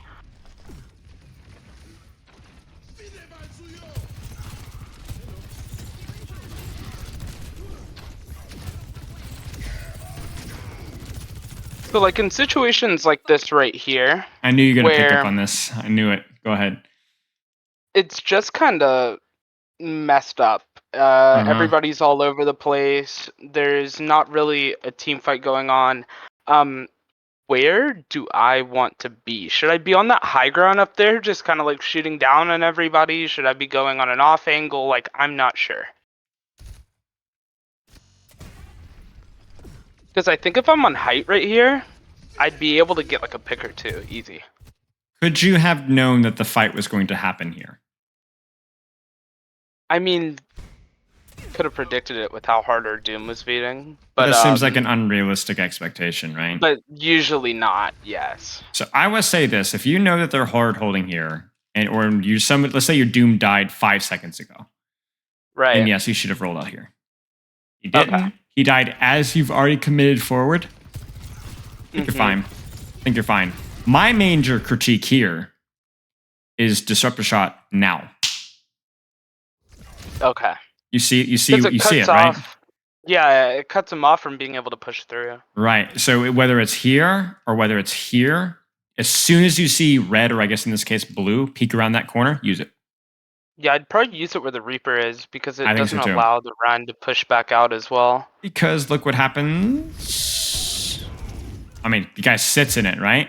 Sits in it for a long Right. time. Just outside of your LOS, you can't quite build the rail. That's a huge opportunity here, right? And really what you need to happen in situations like these is you just need something to go wrong for the enemy team. Just anything, right? Because you're right, this is a mess. Like, this is a disaster. But if you could just get anything to go wrong, that might be enough to kind of turn it. Let's watch one more. Let's watch one more. We won this game, actually. That's the funny part. Shocker. Yeah, our tank just, like, stopped strolling halfway through. Yeah, I'm doing something here. I Yeah, don't know. that's fine. That's fine. Thoughts?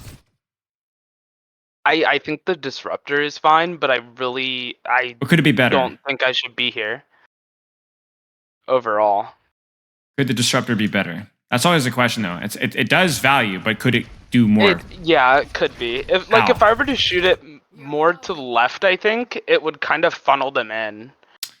Right. So I'm like shooting here. See, as the Reaper Iliari walk forward, throw it right here. Right.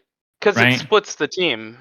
Well, it's a better return on investment. Like, who shrugs off the disruptor shot, a Reaper or a Ryan, right? That's kind of Right. like what we're looking for here. So I think this is just like a question of like where you immediately come out, you see blue or red or whatever, you throw it immediately. But if you waited literally 1 second, you would have been able to get enough information to zone either Hanzo, to zone Reaper. I mean, obviously, if maybe he could have gotten the back line, there's opportunities here. It gets value. It's not a bad E. It just could be better. And I think that was the same thing that we were seeing on King's Row. Right.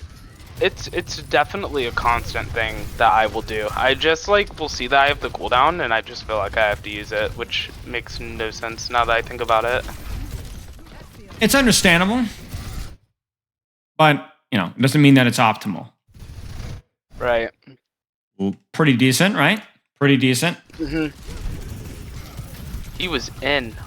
Oh Yeah. crap. Yeah.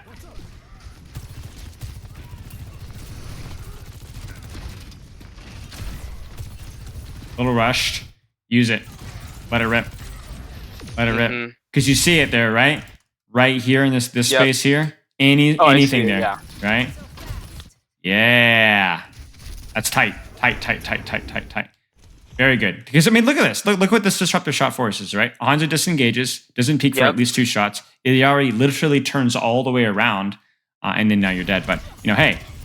Now you actually live because of that disruptor shot. Look at that. Look at that. You actually lived because of that. That's crazy. Look at that. That's wild. Perfect. Nice job. Yeah, perfect. Goofy rail. We had a couple of those. That's okay. It happens. It was not a good morning for me. It happens. Use that disruptor, you know? Again, throw it here. You see him peeking there? Throw it there. Turn your brain off, then shoot these guys, right? Not perfectly placed. Reaper, Ryan, I don't know. You know? Right. So what are you thinking here? I just probably should take the shot on this Reaper. I think so too. Just use my right click. Like there's times where I'm like, yeah, I'm trying to force cooldowns, and other times where I just need to shoot. Yep. Get that disruptor shot on him, like directly on him, you know? I think my crosshair placement needs to be a lot better on this as well. Like, my crosshair is kind of all over the place. That's a troll slide too. Could be the console, some of the habits, you know, you haven't had as much time. Yeah, I don't have any crosshair placement when it comes to stuff like this. I tried focusing on it for a game yesterday, and it's like I couldn't miss though. So good. I just need to keep on telling myself that, I guess. Well, good. We'll keep practicing it until it becomes more autopilot. You know, until it becomes second nature, really. Right? Crazy bubble there. That was a crazy bubble. I thought for sure you were dead. Oh, I actually took my hand off of my keyboard because it's like the mercy res effect. Well. Mercy res effect. No. You know? I thought it was over from there because he was trolling for half the game, and then he's like, "Okay, let's actually play." Yeah. Okay, mate. Hope that makes sense. You know, nothing crazy new, but I do think that what you could do is whether it's with the crosshair placement, disruptor shot, or even just like the positions that you're taking, just look at it and be like, could it be better? Always ask yourself, could it be better? Could it be better? Could it be better? I think a lot of people. That helps a lot. A lot of people are like, oh, did I die? Therefore, I made a mistake. I don't like that. Like whether you won or lost a fight, could it have been better? Could have been worse? Because like there's a lot of fights where you're gonna win and you could have played better. There's a lot of fights where you could have lost. Like you're like, oh, should I have been high ground when the dude? But like you had no reason to go there, right? Don't second guess yourself. I only see mistakes as if I'm dying or I lose a fight. Yes. Yes. And I'm trying to start self-voting, but I'm always thinking, what if the mistakes I'm making I don't catch? Like, what if I don't know that they're mistakes? So I think I'm just going to have to take more time. You have a video on self-VOD, right? Yes. 2 videos, actually. 2 videos. One of them was from an ELO Mastery call, actually. But the thing is you're not always going to know if it was a mistake. So go experiment with it. You know? Okay. Go experiment with it. Like, for example, try using your disruptor shot for like just zoning areas or try, like you said, I focus on crosshair placement and it worked, or maybe it doesn't work. You're like, I don't know, like try it out. Right. I think like to me, reviewing your own VODs doesn't have to be so much about telling myself what I suck at and more about just like a theory crafting, studying and thinking of new ideas to practice in game. Trial and error type deal. Right. Exactly. But giving yourself something to focus on, even if you're not sure if it's good. I gotcha. All right. That's mate. Really helpful, actually. Thank you. Yeah, you're very welcome. Glad we got you back in here. Chat with you later. Appreciate it. See ya. See ya. Bye. Are you here? See, Fi has joined. Do you want to look at some? Did you want to look at something? If so, this will be the last thing we do because we gotta move on to Yes. Well, Fi, you can drop. Here's what I'll do: is I'll ping you where you can drop it. Okay, there you go. You figured it out. Do you want to drop the code? What rank is this review? Okay, that was answered. Give you 1 second. I will give you 2 seconds. That is all. No more than 2.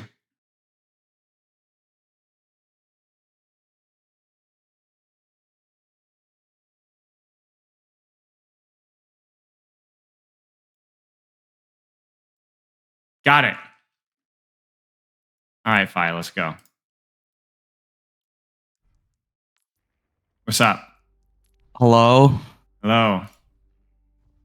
So What do we got? pretense is I'm trialing for this team as a flex DPS, and I like never played Genji in my life. And they're like, "You're gonna be fine. It's only 4K." I'm like, "Okay."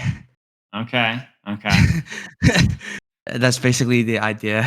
Okay. I'm just trying to improve, do my best to like try to figure out how to play these characters. Okay. But Sure. we get like we won this first point, so maybe you can skim through it, but like I am more concerned like second and third point because we Sure. like got rolled like the rest Sure. of it. You know what I'll do is, what is it like the Sherlock show, where he like processes all that information at like triple speed and just like blah, blah, blah, that's what we're gonna do right here. Just 2 times. No comments. We're just gonna watch. Okay. I've trained my brain 6,000 years in Shambali for this. If only the replay viewer had a 3 times setting, then I could just like, process the information even faster. Yeah. You enjoying playing Genji? Well, my favorite character is still like any hit scan, but Right. Genji is okay. I used to play this character, so he still has like some fun. But like I think the Shatter 2K skill spray. curve, the skill curve is like very high, Yeah. so it's not gonna be fun for like a while. Well, are you still enjoying the mechanics of the character, even if you aren't performing up to your Basically, standards? Yeah. Okay. It's very cool when like you finally do the one shot. Yeah.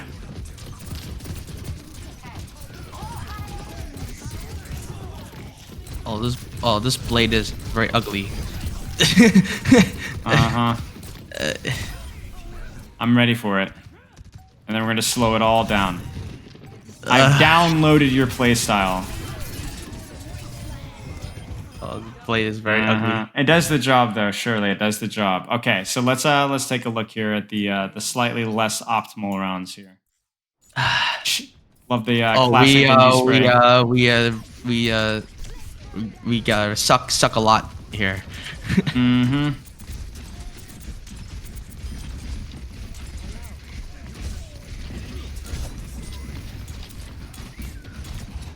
You got to be careful about stuff like this, right? So you need to look at the situation. I really, really like your angle, but I see no reason to dash. I think you are close enough to do just enough damage just tossing right clicks at this guy.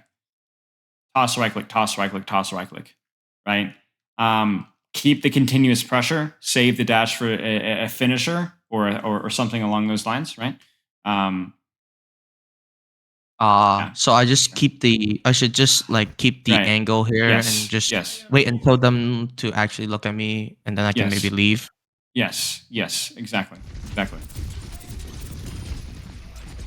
So right now, you're close enough to where you don't need to dash. The only time you should dash in like this is if you're too far to do relevant shuriken damage or you see somebody's low in HP, right? So like right now, all you need to do is throw shurikens, that's good. But because you don't, for example, like right now, do you see why you wish you had your dash?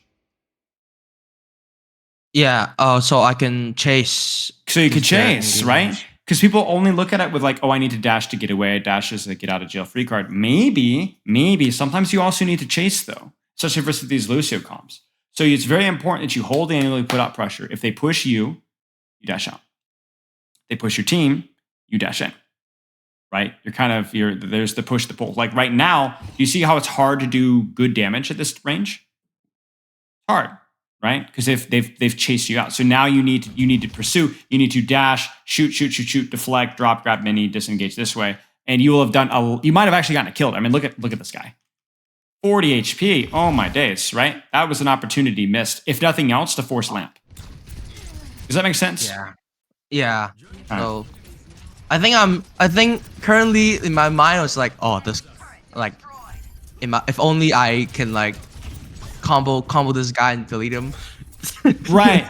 But there's no need to combo the guy. And if you are gonna combo him, you need to hit the combo. But you could do fine damage, but just throwing shurikens. Yeah. I think that's the thing I need to like get out of the habit. Because I think I just like dash brainlessly all the time. This is one of those examples, right? Now,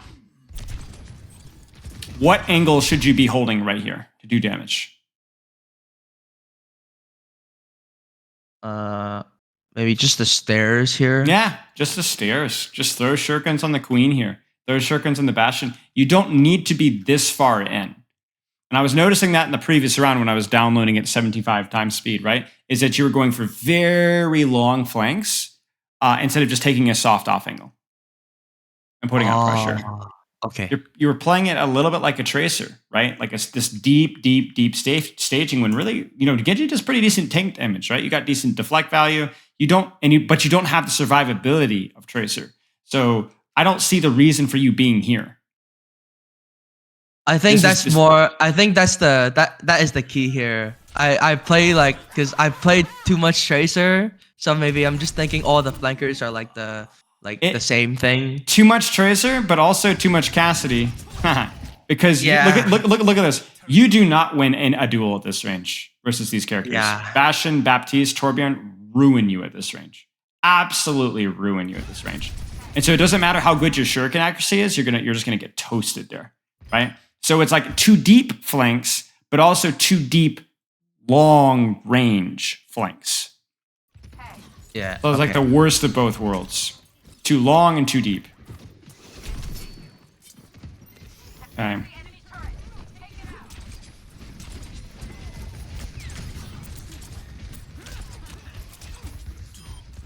Okay. You see you doing it again? Now, it's funny, though, because what could you be doing here instead? Is this necessarily really bad? No, there are circumstances when this is okay. But what could you be doing? Queen starts to walk forward.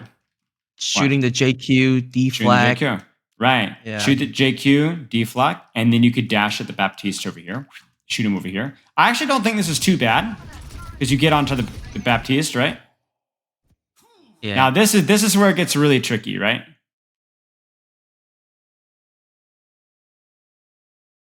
Yeah. What should you do here? What should you do here? Why does this feel so bad? I'm like way too far from my effective range. Right. Feels But like is there I'm not but is doing but is there anything. but is there an easy solution? Just dash.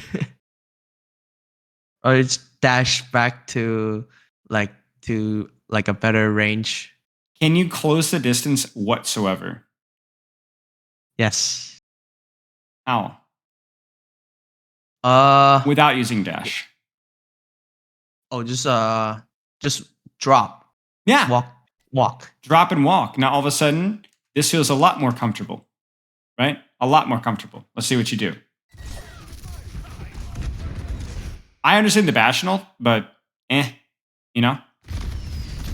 Now this feels better. It's a shame we don't have dash though. Hey! Nice. Do you see how much easier it felt to do things when they pushed India? Yeah. Okay, let's see. Hold an angle. Now careful, because obviously your team isn't fighting here. You see, look at how far away you are. Oh, yeah. Yeah, you know, where should you play? Given where your team is positioned, what angle should you be holding? Probably like point side, left, Yeah. maybe. Here. You know, yeah, exactly. See, 100%. 100%. So much easier to just stand here and do. I mean, look at this. Oh my goodness gracious. I'm frothing at the mouth, right? Look at this. Oh my goodness gracious, right? Now, this wouldn't necessarily be optimal for Tracer, and I think that's where you're struggling. I think that's where you're struggling. That's you pointed the spot there. Yeah. You're just playing it like a Tracer character. And see, even here, if you've got Kitsune Rush and you have Dash and Deflect, I want you getting all up in this. Like, I want you to wall climb up here, right click, and literally, I know it sounds like heresy for a Spilo guy to say this, right? But walk in front and just hold Deflect. You know what I'm saying? Like, oh my goodness, you're just right up in their gullet. You know what I'm saying? I think there's so much value to be had here. Not a bad blade, really. I just think that they just had too many ultimates. You know, you had 2, they had 1, 2, 3 ultimates, and they had even one more in the pocket there. But yeah. Tissue of Justice says, I got voted by Phi. He's goated.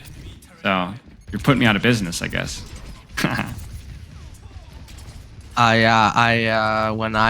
When I coach people, I just repeat everything you say. That's how it works. I learn from somebody, repeat what they say, and vice versa. Nice. By the way, this is pretty smart here. This is where you needed a touch point. This is good. To be honest with you, I think this fight's just lost. Let's watch one more fight. Let's watch a few more fights. Any questions so far? No, yeah, I figured it out. It's like, okay, I need to play shorter sight lines, softer off angles. Yeah, you don't have quite the self-sustain that Tracer does for those deeper off angles. So if you do get shot at while you're in those deeper off angles, it's very, very easy to get rid of you. Yeah, because the funny thing is, this is like the beginning of the script, like of the block yesterday. Like we were playing Genji with JQ and we're getting rolled, and then our coach found out like our tank trial is a monkey player. And then we just went dive and we won everything. There you go. But like, yeah, I think, but he said like, we need to work on this because this is better right now. So I'm just trying to do what I can to learn Genji. Sure. This is very helpful. Sure. Good. Now this is a really tough situation. They've done a really good job to ruin your day because I'm thinking, I don't know about you, I kind of like this angle right here, right? But crap. And this guy pokes me out at this range. So this might be where you have to group up with your team and just shoot frontline and maybe like get to here. Maybe you can break turret and then you can earn this angle, right? See, they're trying to counter your angle now, right? So this is really rough. Oh my gosh, there's no way. Oh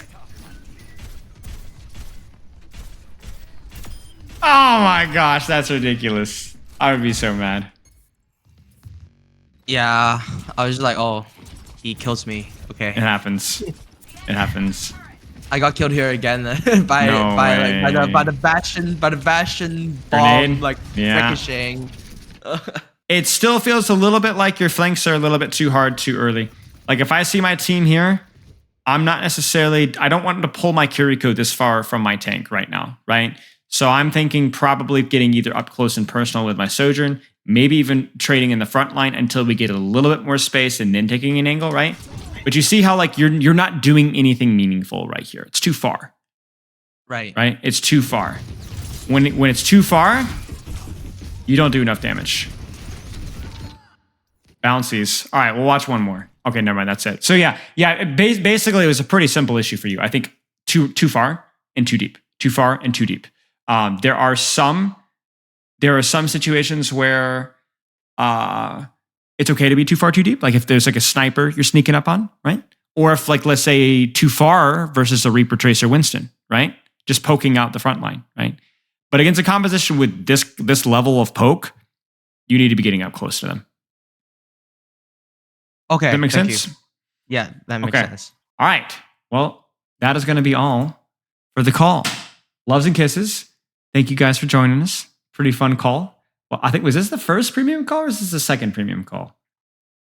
I actually don't even know.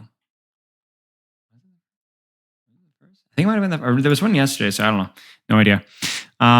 First for me. All right. So it's the first one that mattered naturally. Couldn't make. Okay, so it was the second. Dang it. All right, y'all. Loves and kisses. I'll chat with you guys later.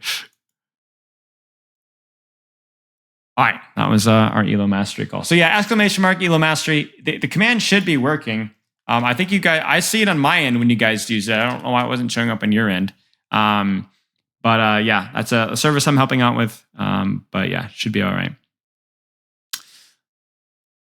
Okay, let's do this, ladies and gentlemen. So we're almost done because we have okay, Baptiste and Lifeweaver. Tacos or burritos? Frick, man. I haven't had enough of them recently to tell you. True story, dude. I gaslit the butt cheeks out of myself when I was a kid. I had like a really bad taco when I was like 6 or 7. Like, think like Coke to the gills with like the nastiest onions that you've ever heard in your life, right? And I just freaking thought that I just didn't like tacos. Like the tacos were just gross. And it turns out that no, that taco was just gross. And bro, I went for like 10 years till I was like mid to late teenager before I tried another taco again. I ruined myself. I was like, and no, not only that, I just thought I didn't like Mexican food. I don't know, dude. No, that's actually not true because I like taco bowls, but I didn't like do burritos and things. Dude, it was a disaster. I'm pretty sure I'm like at least a foot shorter than I ought to be because of that. Yeah, it's a disaster. I was a racist teenager. Listen, guys, if you've seen in the Best of Spilo, what was that one guy that got really mad at me and said that I was being racist? Casually racist or occasionally racist. Occasionally racist. That was my favorite match match chat comment from Overwatch of all time. Occasionally racist. You guys know, occasionally racist. Just off and on when I feel like it. Is ELO Mastery calls weekly? So it's a weekly thing. Mine is weekly. But there's one almost every night with all the different coaches. And there's a lot of good coaches in there. John, Faustus, Decod, Havoc, a lot of Overwatch League and Contenders players and coaches. Zachary from the Dallas Fuel. Occasionally racist. Yes, occasionally racist. I told you guys that story, right? Where I was playing quick play with somebody. True story. So they're playing, and it was a Roadhog player, because of course. So was playing, where is it? So this guy's playing Roadhog in a Busan game when we're playing with Patreons, right? And we're just chilling, having a good time. And he's playing Roadhog, and one of the Patreons was on Kiriko flanking with the DPS, and he had an Ana pocket. The Hog had an Ana pocket and was just feeding off of cooldown, just totally feeding. Yeah. And I'm on what was I on? Sombra, I think. And, he's getting an Ana pocket and vape and whatever. And he's just frontline feeding, standing out in the open and dying. And he's like, yo, you guys freaking in match chat, you guys suck, off yourselves or whatever, like something like that. Like super, like over the top. Like, why aren't you healing me, Kiriko? You're literally trolling, you're a worthless piece of garbage, whatever. And I'm like, bro, what are you even talking about? You're playing Roadhog, you have an Ana or Bat pocket, and it's a Kiriko. She's supposed to go and flank. She's healing the DPS. Like, she's not, no, dude, you're supposed to heal the tank, bro. I'm like, bro, you don't know what you're talking about. Like, I'm like, whatever. And I have a tendency to, I don't get baited when it's people trash talk me, but dude, when it's people like friends of mine or like students, it takes me off. It takes me off. So so anyway, he's like freaks and like goes on and on and on. He's like, then trolls the game and goes AFK and it's a quick play game, guys. A quick play game. I'm like, bro, what are you doing? This is a quick play game. Like, even if we were trolling, what is wrong with you? So then he so then the game's over because he's just sitting AFK and spawn the entire game, refuses to leave. So then I get a friend request. And I'm like, all right, well, I'm going to have to accept it. So now there's like people in the voice channel, so I'm streaming the Overwatch. So I'm like, yo, what's up, dude? And dude, he goes off, dude. I peak your Smurf or I Smurf your peak, sorry. And he's like, you suck, you know, like you don't even know who you're talking about. I'm top 500 all roles. And I'm like, this guy's private profile, by the way. And I'm like, dude, your private profile, there's no way you're top 500, dude. You don't know what you're talking about. And I'm like, dude, and we were dying. He was like, dude, no. I was like, prove it to me. Like, unprivate your profile or send me a screenshot. Like, do whatever. Prove it to me. And then he sends like, he does like the classic, like sends like this profane wall of text and then unfriends me. And blocks me. So I'm like, all right, whatever. So I'm like, dude. Of course, I was like this close. Do you know who I am? But dude, I cannot bring myself to say that. Like that is like, I will never say, do you know who I am? I can't do that. That is like the low point. So I'm like, dude, whatever. Okay, this guy is just lying, pretending to be top 500. Just typical like. So then we get into a game. Why must I have to this? Why do I have to ban you? Like, can we just not? Can we just not? Every time. Anyway, so we get into a game. It must have been 2 or 3 games later, and it's Havana. And I look on the enemy team, and it's our dear friend, Pretty Good. And he's on the enemy team. And this time he was on like hit scan. I think he was on like Ash or something. And, you know, GM top 500. So, you know, listen, guys, I'm not above a little bit of fun. So I go Zen. And this is when I was like actually playing a little bit more consistently. So my mechanics were like halfway decent. And so I'm like, yo, Tech, let's go get this guy. Like, so the entire game, we target him on Genji. Fi, you were there too. And I must have we must have killed him. I think he had at least 11 deaths or 12 deaths on just defense. And every time we killed him, I headshot him over and over again. Tech was bullying him on Genji. I would just top 500, by the way. Top 500, by the way. Top 500, by the way. And then he was counter swapping, just boomed. And then at the end of the game, before we leave, right as he types this in match chat. Toxic and racist just about every game, man. And then he goes, yeah, occasionally racist later on or something like that. I didn't have the screenshot for that, sadly, but it was just great. It was just great. We could not stop laughing. So that one got screenshotted and saved for posterity. You know, occasionally racist, just about every game. Oh, it was so funny. The funniest thing, dude. Okay, so we are almost done with our support rework project. We are almost done. So basically, here's what we've done. We've reworked Moira Mercy. I have to compile those. I'll make a video about our results later. You can go back in our previous stream things and check out those. We've tweaked Zenyatta and Ana already. All we have left are Lifeweaver and Baptiste tweaks, and I'm open to hear ideas for those. So let's just go through the Discord, ! Discord, and let's do some Lifeweaver.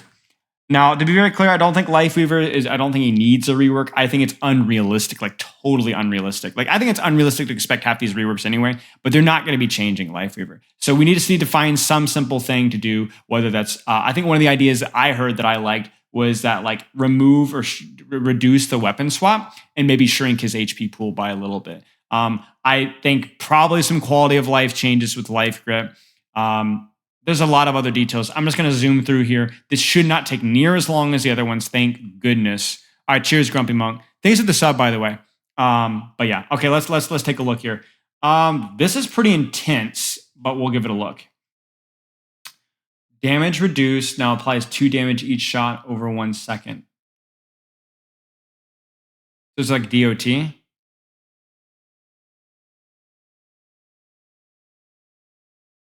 Dude, why is Tree immune to EMP? That makes no sense to me whatsoever. They're so inconsistent with it, you know? It's so inconsistent. Pedal platform. You see, I appreciate this, but I'm not going to even give it a skim. I think it's just totally unreasonable for it to be in here, unfortunately. It sounds like a really cool idea, but just for the sake of time, I'm going to move past serious reworks.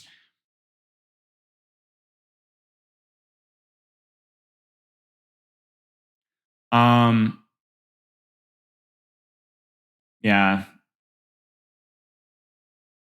Yeah, see, these... Maybe the tree over health. See, I don't even know if I want to nerf the tree over health because it's like the only thing that like it has going for it.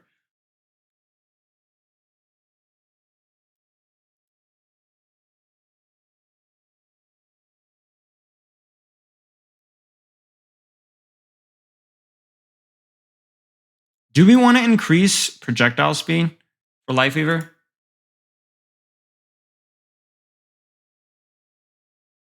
I'm not sure if I want to give Petal Platform the ability to heal, unless you nerf Regenerative Burst. He already has a lot of survivability. Having Tree over Health apply even through Anti-Nade would be interesting, yeah. Because it feels like it should, you know, like Rally or like Beat or to anything like Temp or Shout, for example, but it doesn't. Maybe that is something. Tree over health. Oh gosh, I can't spell. Over health applies to Antied. Dash goes extra meters, but it's heal reduced. What are you guys saying? Dash heal nerfed, range slightly more. Yeah, that's true. That's true. Yeah. Over health limit on Tree of Life removed entirely. So that's a spicy take. I don't agree with it though. Longer cooldown for pull would be your suggestion. Why? You feel like it's too... I'm not saying I disagree with you. I just want to hear the reasoning. Is it you feel it's up too often?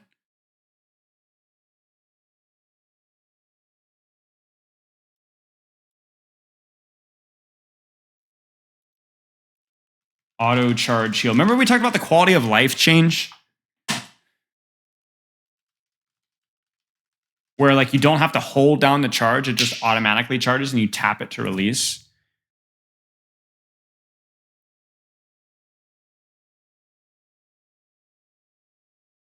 If it's short dysfunctional reality, yeah. If it's short.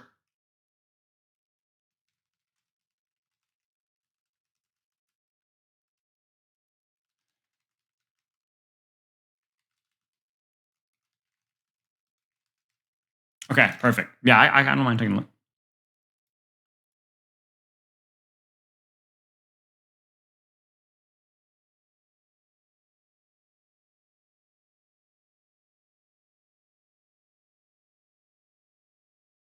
You know, okay. Here's what do you guys think about this idea? His primary heal does a heal over time for an additional 1/3 or 1/2 of the healing of the burst.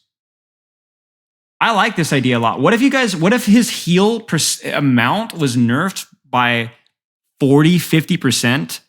So here's what this way. The total heal was about the same, but 1/3 of the heal was heal over time. You got me? So this is like direct heal and then very similar like Moira spray.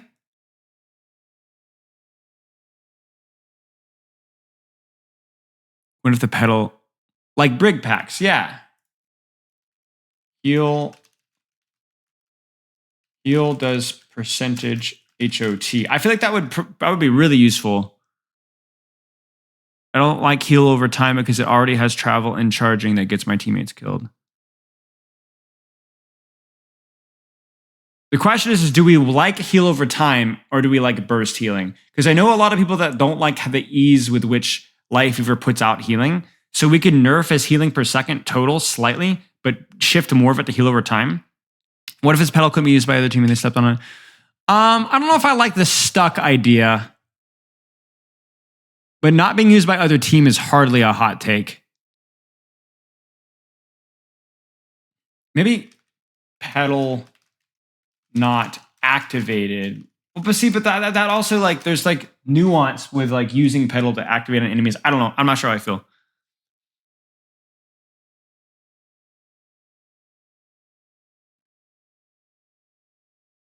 See, I'm going to go ahead and make the assumption that we're going to do the quality of life change that I like, which is the auto charge heal. You know how Iliari, like her gun, like auto charges and you click it and it auto charges? That's what I want. That to me, that just it just needs to happen. you might need to nerf the amount of healing or whatever, but it is just ridiculous to me that we have to have a hero that click and hold and click, and it's exhausting. It's not fun.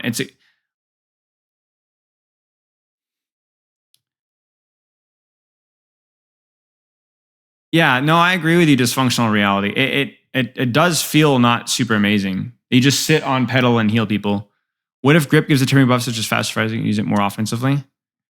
Yeah, the beast. I have been a huge. I'm gonna go ahead and put this weird idea. Life grip is single target.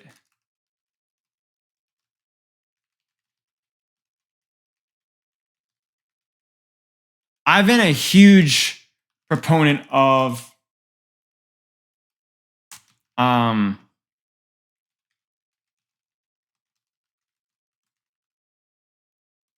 I saying? I've been a huge proponent of the life grip is a single. This is an idea that we came up with months and months and months and months ago. So I'll put in the weird ideas.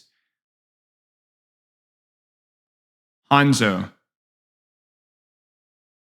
Yeah, that's true, but Hanzo doesn't have to do it as much, I feel like.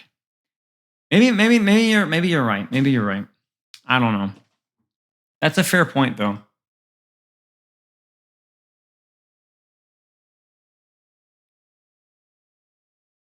Yeah, a lot of these are old ideas that we came up because I did a whole video on fixing Lifeweaver. So I'll throw some of those ideas in here, but I want to see also not just ideas. You know, I want to see like legitimate like things that we might actually see.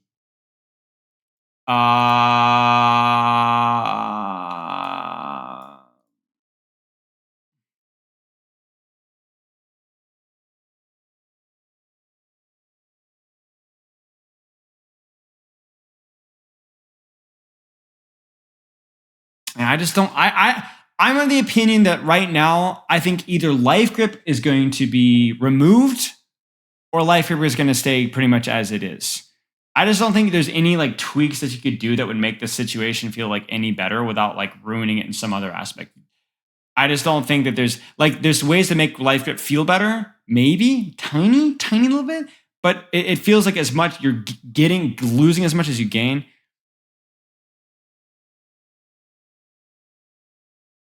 I just don't know that there is a fix that we could have, you know? I freaking hate life grip, but I just feel like it's here to stay at this point, you know? And I think we just have to accept that.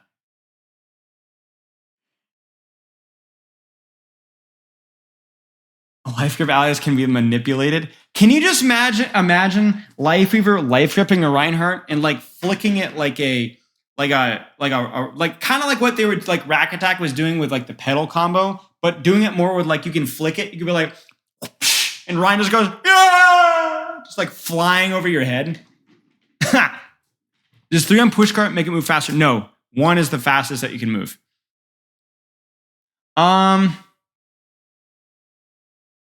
Pedal 50 squash damage. That'd be funny. Yeah, you know, just to send him flying. Oh yeah. Why does healing have ammo? Heal no ammo? Like that, to me, having a charge mechanic and ammo is just awful. The pull and the pin combo. Yeah, kind of like that, but you don't even need pin. You just freaking flip them out, you know?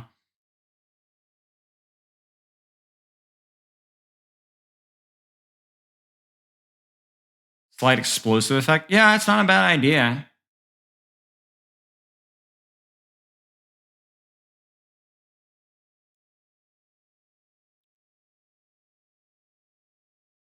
What if you could pull enemies? Putting tree on pedal, then dropping on someone shouldn't one hit KO.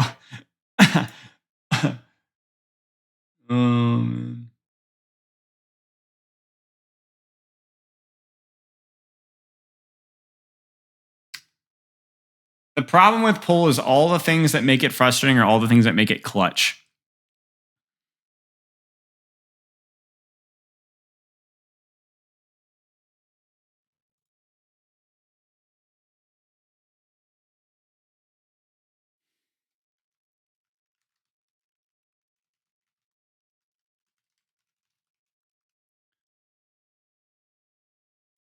Yeah, see, that's the problem. Is everything that would make it better can also make it worse. That's why I just don't like Life Grip as an ability.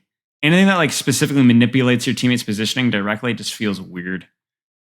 It just feels like there's just no way to perfectly balance that, you know?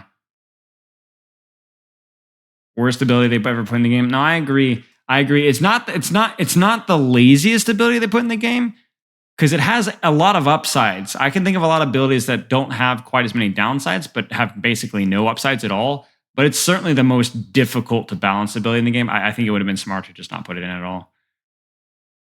Bleed effect would make so much more sense to Thorns. I think so too.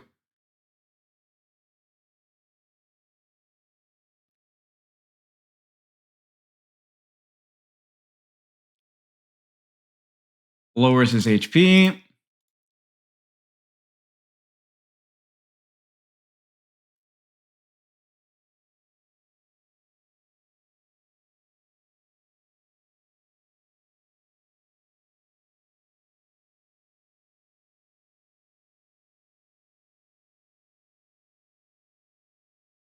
I'm trying to avoid anything too crazy, even if there's like cool ideas, because like I said, I'm trying not to get into crazy reworks of this character.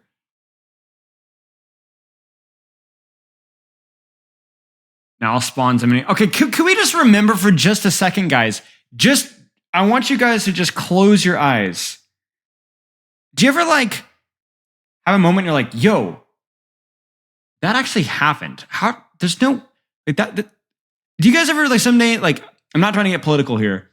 I'm not going to get political here. I won't. But Donald Trump was the president of the United States of America. Donald Trump, you know, the funny guy, the WWE and the millionaire guy. Like, ignoring politics. That's just like, whoa, that happened? Wait, what? No way. Do you ever have a moment where like there's something in your life and you're like, wait, what? Like that was real. Guys, Lifeweaver had a passive called Parting Gift that dropped a health pack that healed more for the enemy team.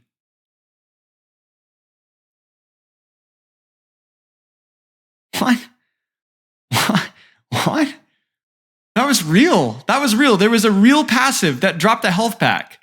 Like, I remember reading that. I legitimately, okay, I thought it was an April Fool's joke or something. I wasn't sure until CarQ made a video. It was just who thought this was a good idea? I remember looking at Pedal, Life Grip, and the Parting Gift and going, what? I'm not gonna lie, that was a dark day for Overwatch for me. I lost a lot of faith in Overwatch hero design that day. And then his stupid smarmy attitude, which took a lot of getting used to. I was so depressed. I was so depressed. It just proved to me that the play testing was a massive failure. I don't know what went on behind the scenes. I don't know what money exchanged hands. I don't know what it was. But it was just unbelievable to me. If they're as bad as Lifeweaver is right now, remember this guy was way worse when he was released in every way, shape, or form. No, they don't play test with pros. No, only internal play testing.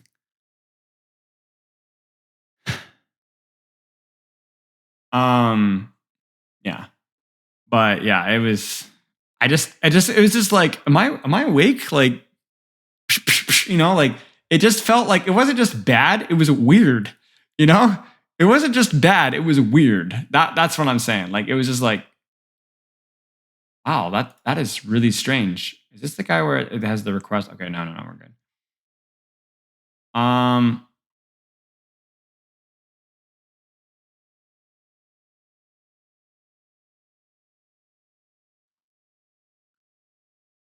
I don't know if I love the whole AoE healing thing. I freaking hate AoE healing in Overwatch. I don't like AoE healing. I like small situational healing, you know? The 3v3 bob and weave mode. Oh, dude. I think I played that once and I was like, what am I doing with my life? You're like, what am I doing with my life?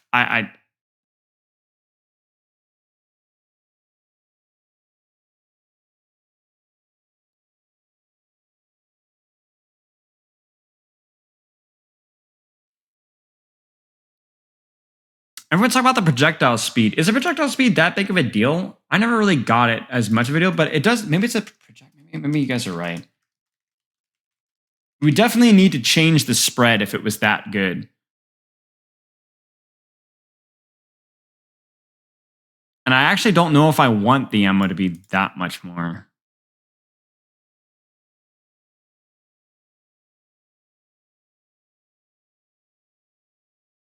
Sigma's marbles? Really?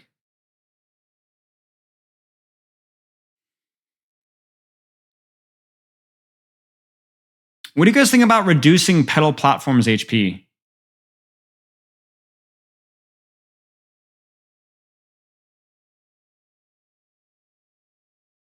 Not by a lot.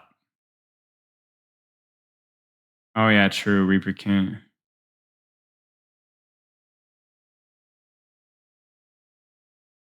Here's what I think. Whenever you have a destructible that doesn't feel worth shooting, I think you have to wonder if it's bad.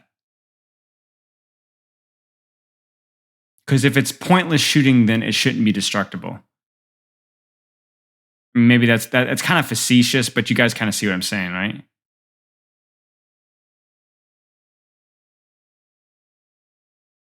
Like if nobody can, if it's impossible to break, then, you know.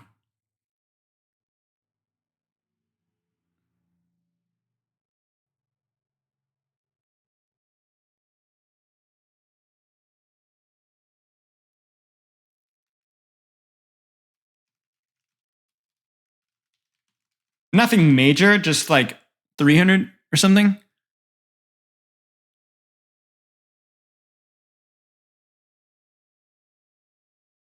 Magic carpet pedal platform.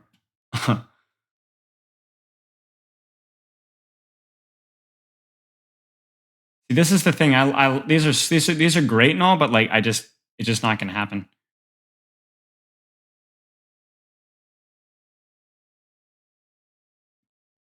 A little too much AoE healing, I think, too. Good ideas though. Pedal platform crit in the center. That would be funny. But I don't think it matters. Anything that stands perfectly still doesn't really need a crit, unless I guess Bob. I don't even know.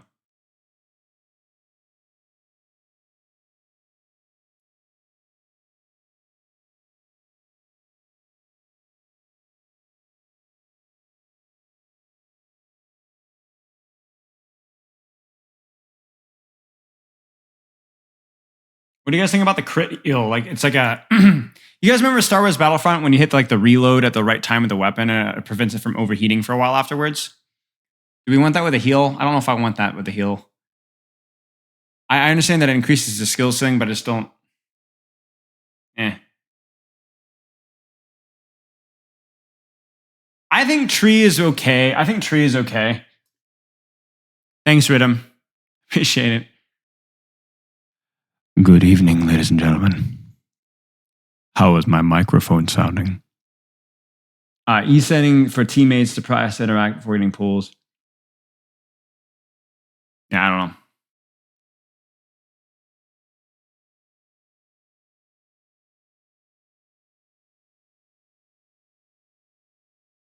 That's true. Yeah.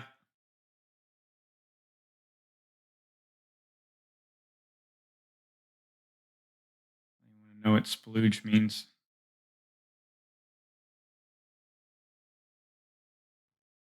Yeah, I don't even know what I don't even want to know. Everyone's talking about projectile speed increase, damage reduction. Is it hateful to say that maybe the spread, if we increase the projectile spread speed, maybe we should not make the spread so OP? What do you guys think? If the projectile speed goes faster, should the spread become more of a factor? I feel like the lack of spread is pretty broken. It's definitely the best part of his weapon. So if we increase projectile speed, maybe that's too broken.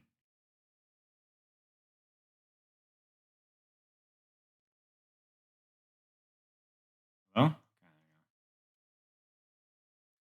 But increase spread, compensate. I think that's probably better than like changing the damage percent. I would rather the spread than the damage because I don't think his damage is that high.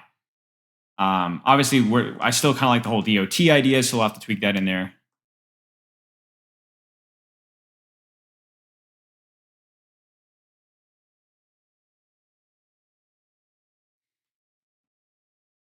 Charging your healing blossom by 2 per hit is interesting.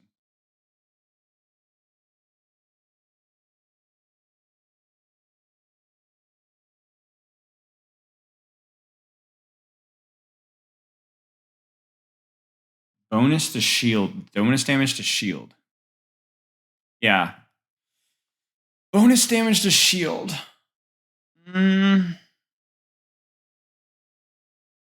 I don't feel like that's necessary. I feel like his damage is already quite high versus shields.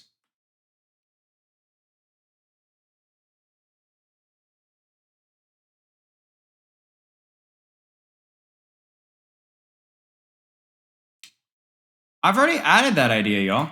It's already in here. The needler weapon idea.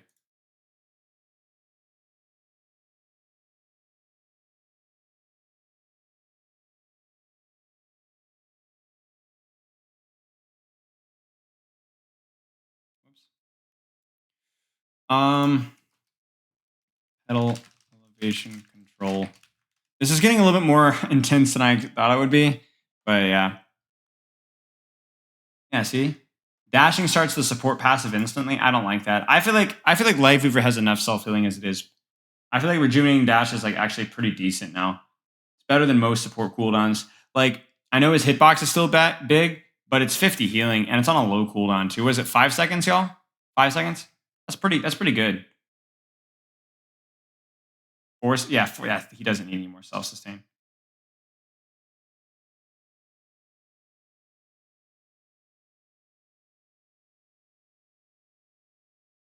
Shields, yeah, and the support passive, I think it's fine.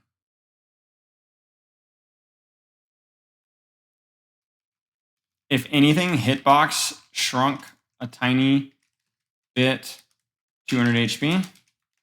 I don't know, what do you guys think? Shrink his hitbox just a teeny bit more and then subtract 25 HP? Or am I smoking?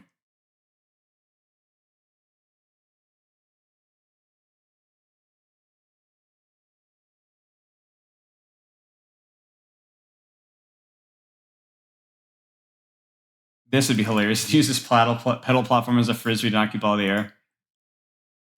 You don't mind 225? Yeah.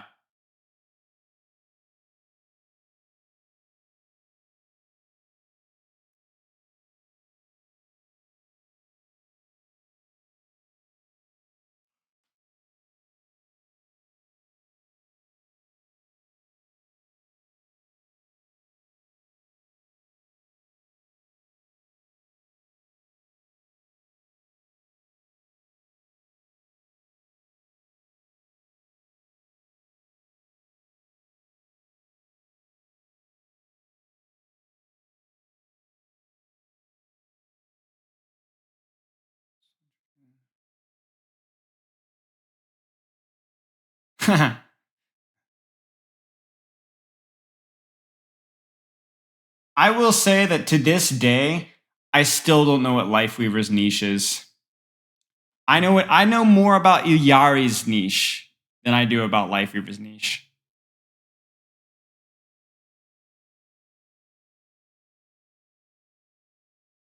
Yeah, see, that's the other thing. Pole should cleanse. Pole really should cleanse. I'm not going to lie to you.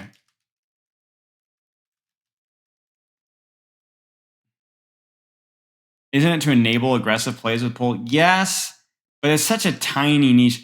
Here's the thing. There isn't a niche outside of maybe Mercy, that relies on your teammates to do something for you to get value. You get what I'm saying?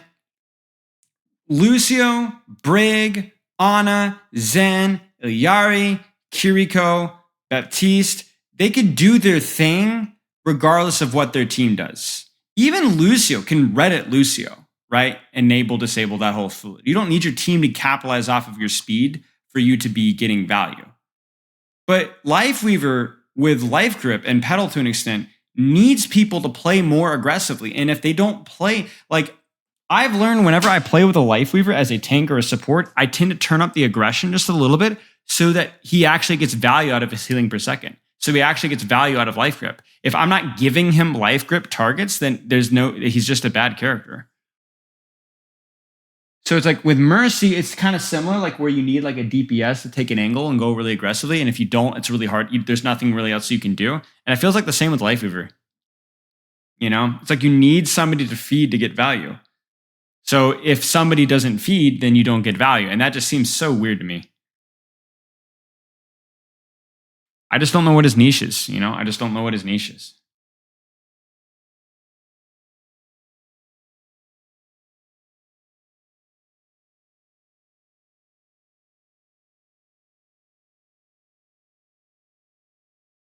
Primary and secondary fire at the same time.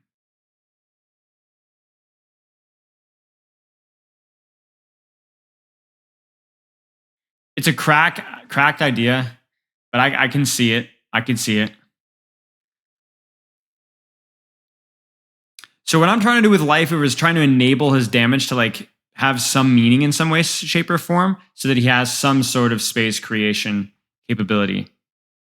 Because the problem right now is with no auto charge of the heal and the weapon swap, it just feels very difficult to make space as Lifeweaver. Let him shoot trees. Yes. Lifeweaver just walks on with a giant log and just beats people over the head with a log. That's it. He just carries around this giant cedar and just, yeah.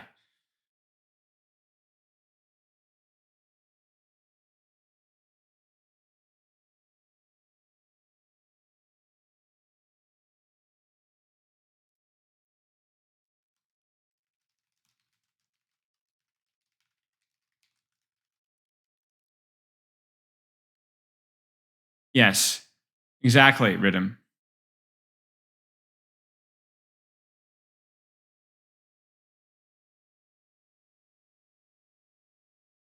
Ooh. Charge up weapon for barrage or single giant thorn. That's cool. I seal. My brother, how did you do that?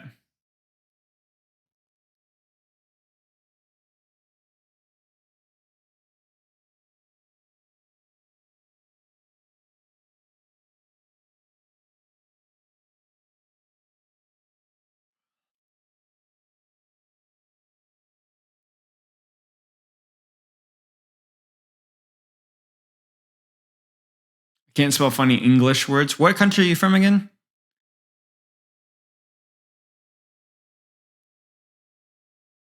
Germany? Yeah.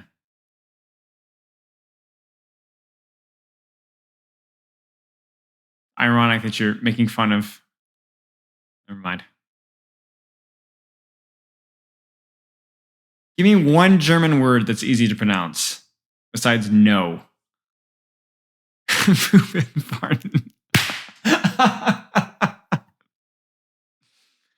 Noon. That doesn't count. See, you guys are cheating. See, come on. The spirit of the law. You know what I meant. Blunt and smoking. Yeah! Banani? No way you say banani. That sounds way too, like, sweet. Starden, burden, harden, Marshall.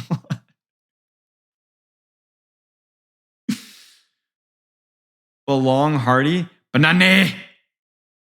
Flugin, Kochig, Bolt. No way. Hefeweizen?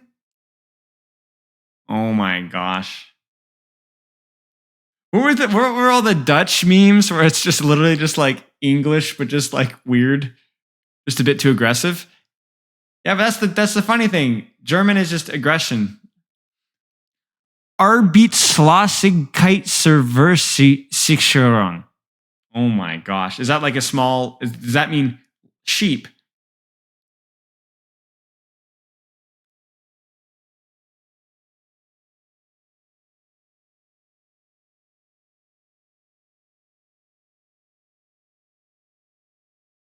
Wolf. Dutch is just old English, but German idioms mixed. Yeah. They're trying to move away from their aggressive past. Give them a break. Huh. No way. What is this? Rindfleisch. Okay. Rindfleisch und Superwaschken Safkalben über Dagragusken Gest. I think I got some of the syllables right there.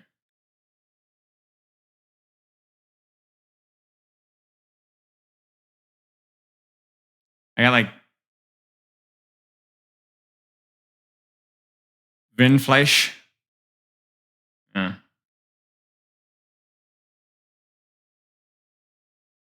Okay, chat. Too far. We're like you have to understand. 20th century edgy jokes are not in yet.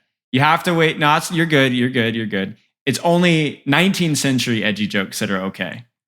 You got to give it like another 40, 50 years. That's how it works.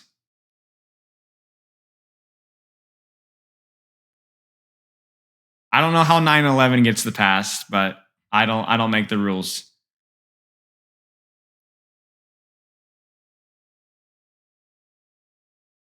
What's up, Pyro?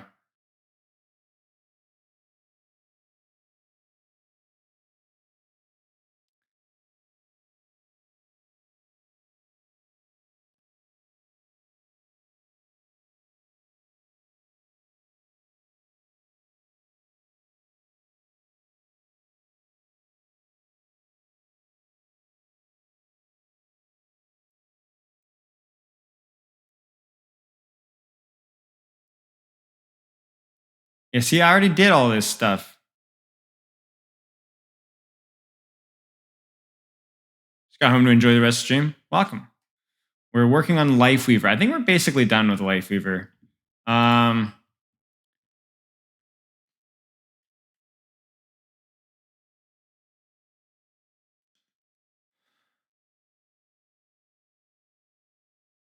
Lifeweaver is slowed while he's charging heal, yeah? So we'd have to remove this slow while he's moving, obviously.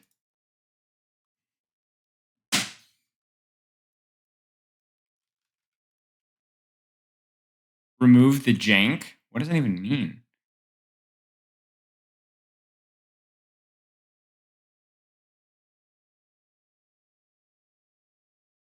There's a combination of two German words that's easy to pronounce, but I don't think we want you banned. Oh.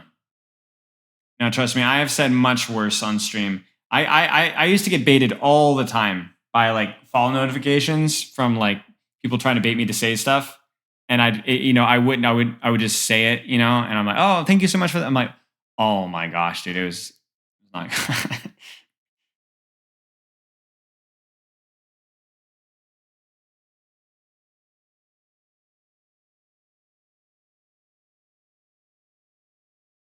What do you guys think about the whole this is actually an interesting change.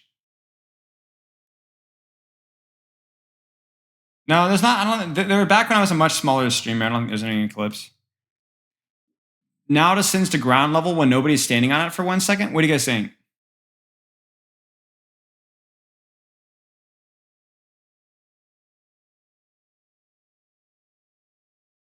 The only problem is, would that be broken? Because that's going to definitely increase the survivability. Yeah. I don't know.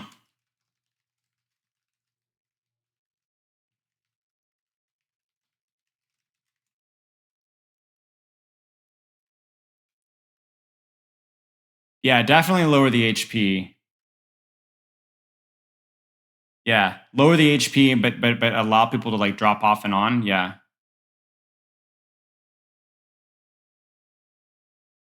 If you wouldn't want pedal to go down if it's not used, it can be used creatively as a wall. Yeah, but it's such a niche situation. Like we have to find like the upside and downside. Like you're giving a fair downside, but like,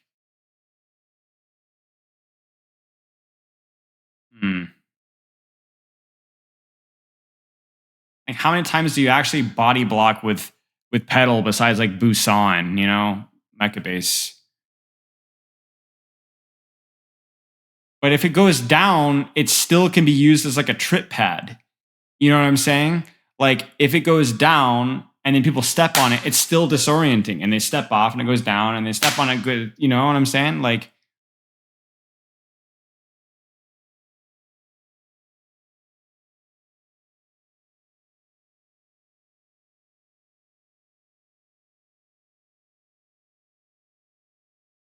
I don't know what the teammate is to follow up on the person who stepped on. I don't know. Short, no aim, short range, wood beam heal. What does that even mean? You just take a twig. Oh,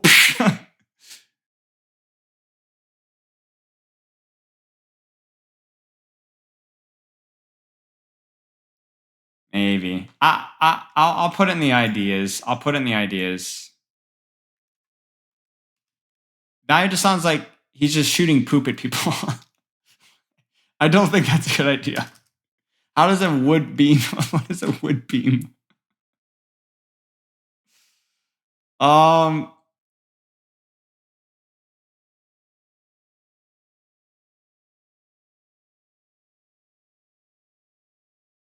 think being able to shoot through pedal would be broken.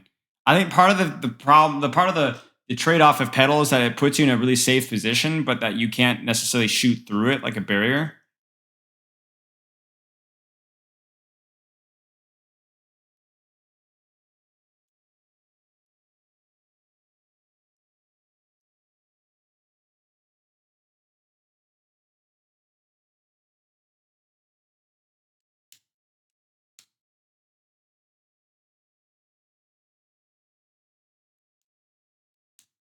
Yeah, that's fair. No, it's not consistent with beams, that's for sure. Like, doesn't it block Genji Blade? But can't you swing Reinhardt through it? Or I don't remember. It does not? Okay.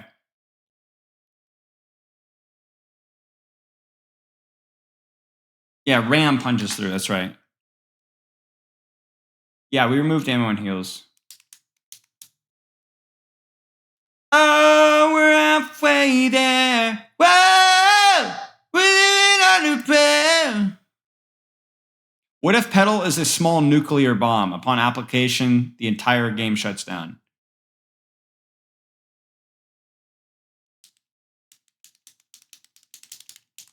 Ow, just jab myself in the gum. Whoa! What, like what? Good idea. Oh, the nuclear bomb one, yeah. What if life, when you use life, okay. What if you, whenever you use life grip, just to make things fair, your computer comes with an attachment with a rubber hose and it just grabs your groin and just like, and you're like, ah, you know? So it causes like physical trauma, just like you just traumatized whoever you just pulled. Or like, even if it just like sucked on your inner thigh, it was like, you know, like pulls, something as a trade-off.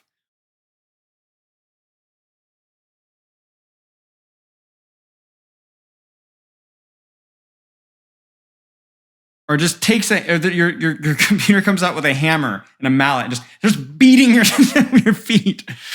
Yeah, something like that.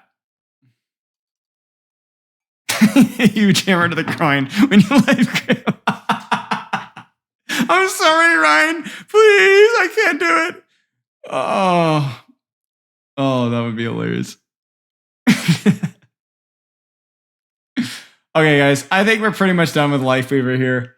We'll go through it again. I'll go through it off stream, but I think we have some good ideas here. A lot more in depth than I wanted to. I don't think Baptiste will be as in depth. Surely, guys. Surely. Whoa, we're free there.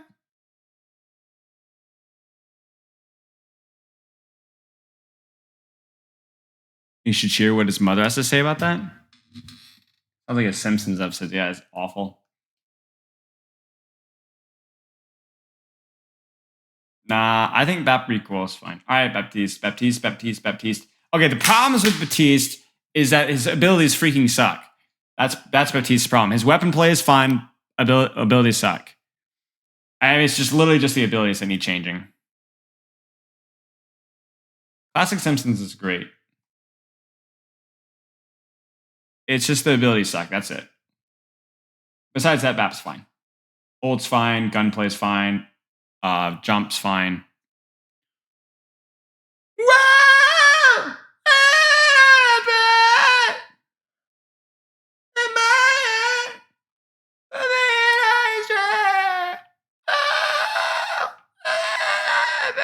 Okay, let's see what we got here. Take out Regenerate Space, the self-buff ability. After using this, his next 3 heals. Shoot 2 projectiles instead of 1.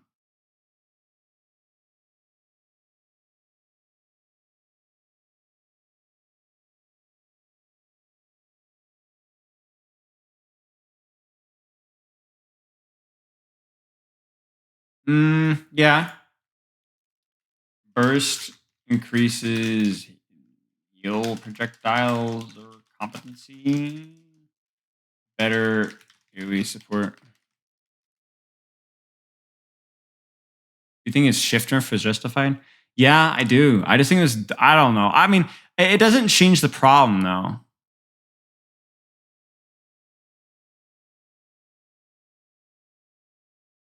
Yeah, no. I think having Bap having a defensive cooldown is fine, but Burst is too strong and too boring. I wouldn't mind if we gave Burst like keep self heal but weaker. Like if Burst was like a 75-80 heal that slightly buffed his healing burst a little bit. It's just not a general AoE heal thing. I don't like that.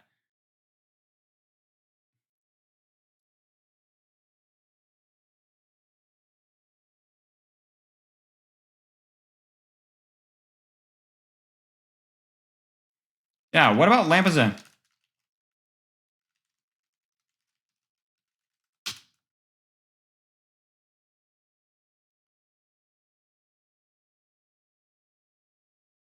I don't know, Beast. I don't know what their issue is. I don't know. Whoa! We're free there! Whoa! We're living on a prayer!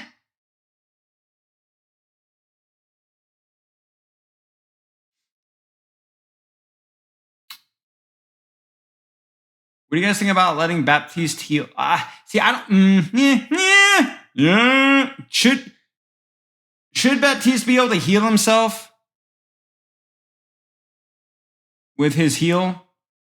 I'm thinking we could just leave Burst as it is in terms of the self heal, maybe a little bit weaker, and then don't do the AoE for his team. Yeah. Okay. It's such a shame that he can't do an overdrive ability because an overdrive ability would rock with Bap, but I do feel like it would make him too OP in dueling. Whoa!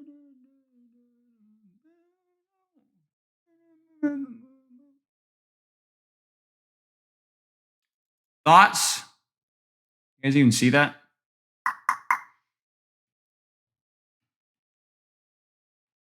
This is kind of what I was looking for.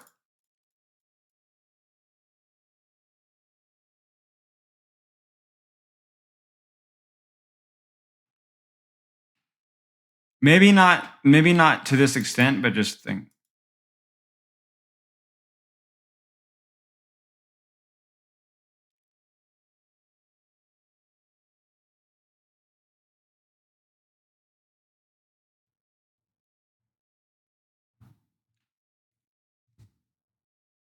Baptiste summons 3 Dobermans when he throws down Immortality Field.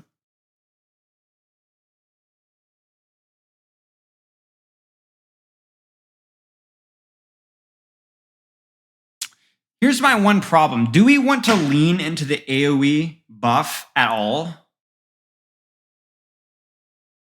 Yeah, that's true, Pyro. Because the whole problem with Bap is that I think we need to move away from that. Yeah.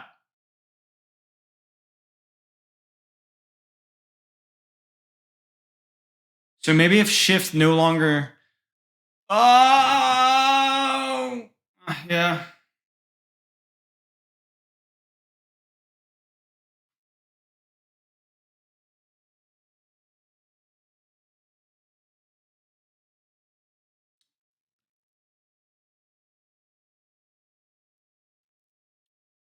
Well, the problem is this less on direct hit means it's like, yeah, I mean, I think mostly fine, but okay. Let's keep going.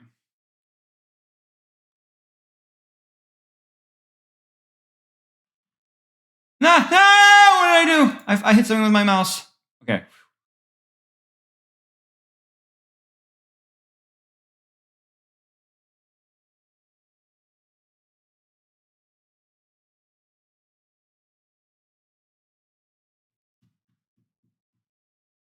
What do you guys think about the damage reduction for Lamp instead of Immortality?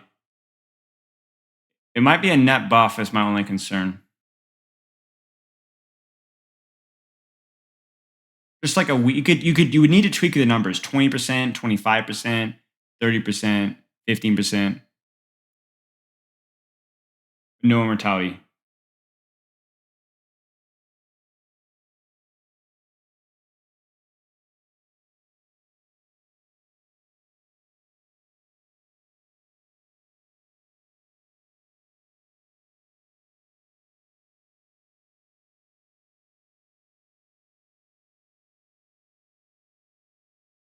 We like BAP. It's just the abilities. The abilities are too survivable and AoE focused, which doesn't fit Overwatch 2 as much.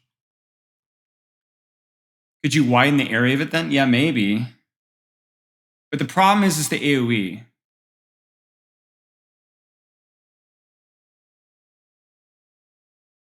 Again, we don't want to move into the AoE too much. Lamp should be a very specific spot, specific engagement with the damage reduction, I think. I do not think it should be a large area of effect.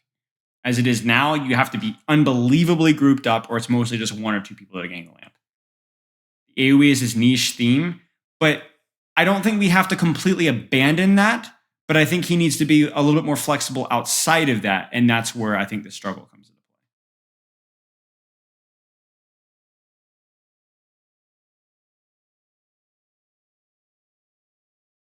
I'm not talking about removing his heal AoE. I don't think you can remove his heal AoE, because then you need to seriously buff a lot of other stuff. Like, we also just chat. Here's the thing. We have to live with the fact that not every character is going to have like the perfect Overwatch 2 identity. You know, we're just trying to make it a little better. And I know that's ironic considering I'm the guy that's digging up all these can of worms, but I am saying that there's a balance to this. This is why I'm tweaking BAP, not reworking BAP.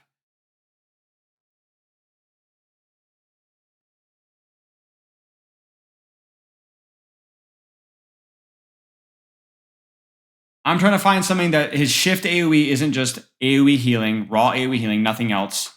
And Lamp isn't just AoE survivability.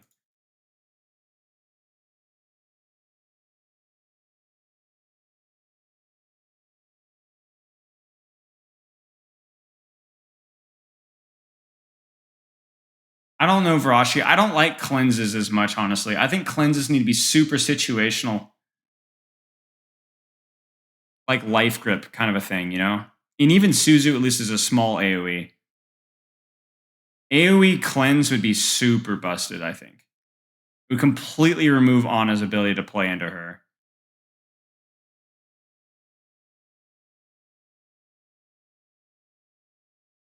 A single target heal shift, maybe. Yeah, maybe.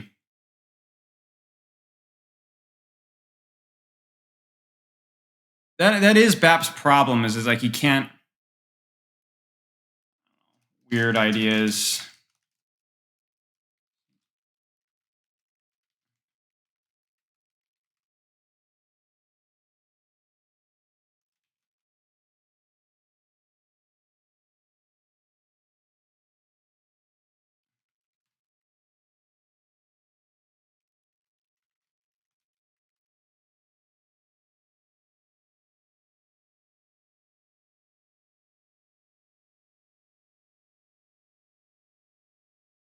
Here's the only problem with shift for being a single target overheal.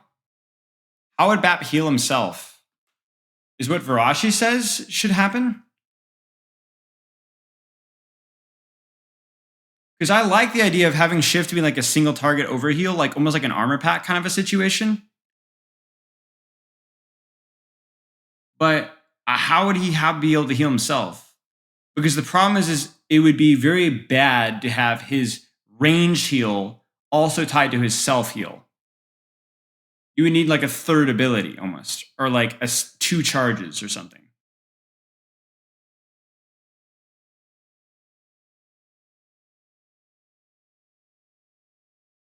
What if you could choose to shift somebody or shift yourself? How would you manage that?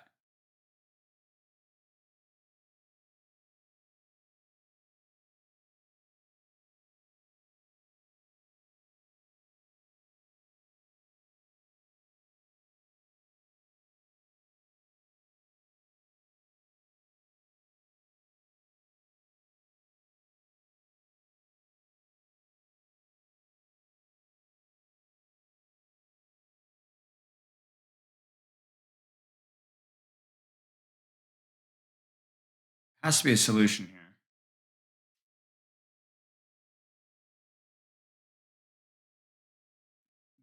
The problem with that Varashi is it you would use your heal on somebody, but then now you couldn't heal yourself or vice versa.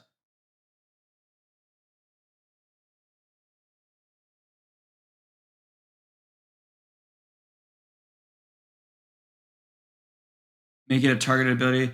Yeah, but wouldn't it be weird to have like, I guess you'd have to make that decision about, do I want to use my self heal now because somebody's in danger? I feel like people would mess that up so much, like they use it and then they'd put themselves at risk and then die,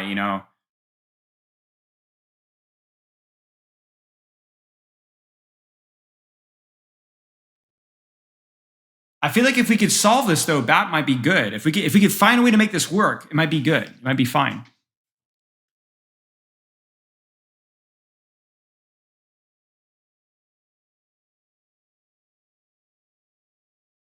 Yeah, maybe that's it, Elendil. Shift and then left click or right click. Like a Moira orb.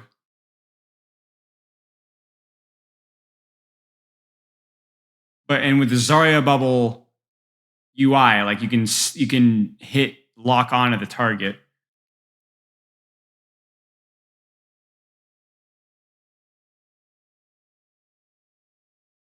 Yeah, that's the only thing is it feels too slow. It's the extra input that's dangerous.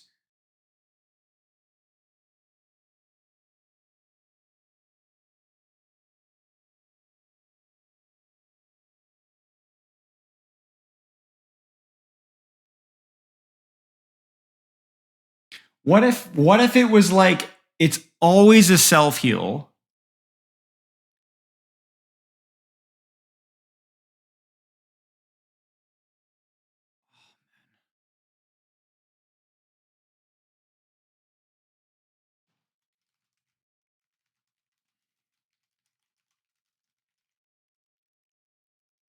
I mean, we don't necessarily have to have the solution here,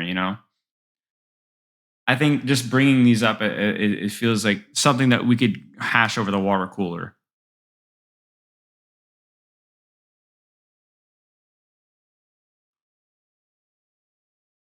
No, I just don't like the AoE thing, Varashi. The whole thing is that we're trying to find something that's like specific and single target,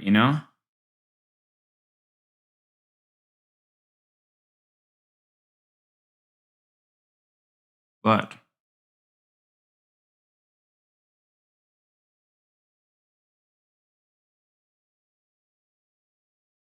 maybe, but again, we're trying to move away from the AoE. We're trying to give him something more ranged, consistent. I'm trying to give him something ranged. Let's just keep moving. Let's keep moving. It's a shame because I feel like that's all he needs.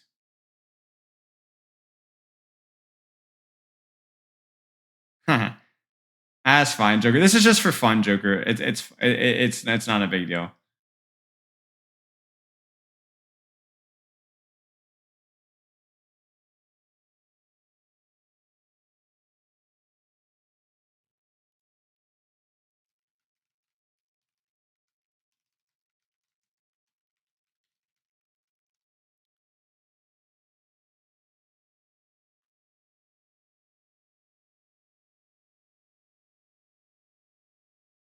I do think having the single target and the self heal being on like a reasonable. What do you guys think cooldown wise for a single target heal?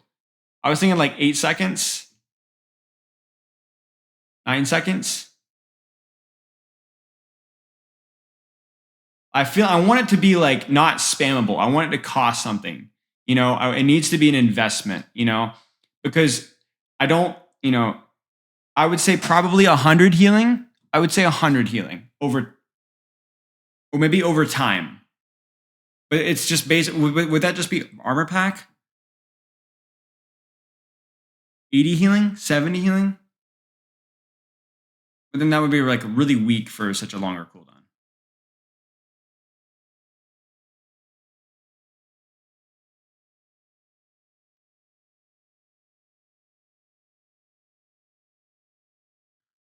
No, armor pack is 125 total.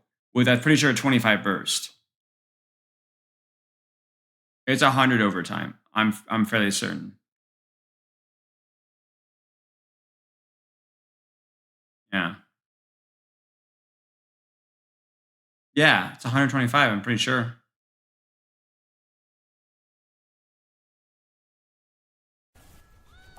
Spicy Click Heads, thanks for the sub, mate.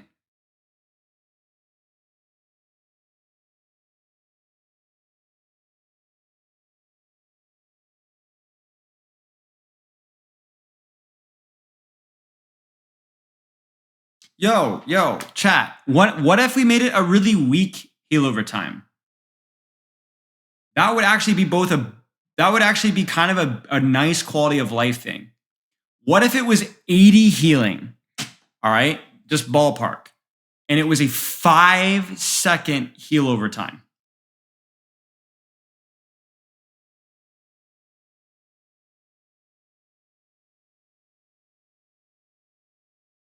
Think about how useful that would be. No burst, just slow, like think like support passive. See it dysfunctional. That would be really useful for a lot of characters.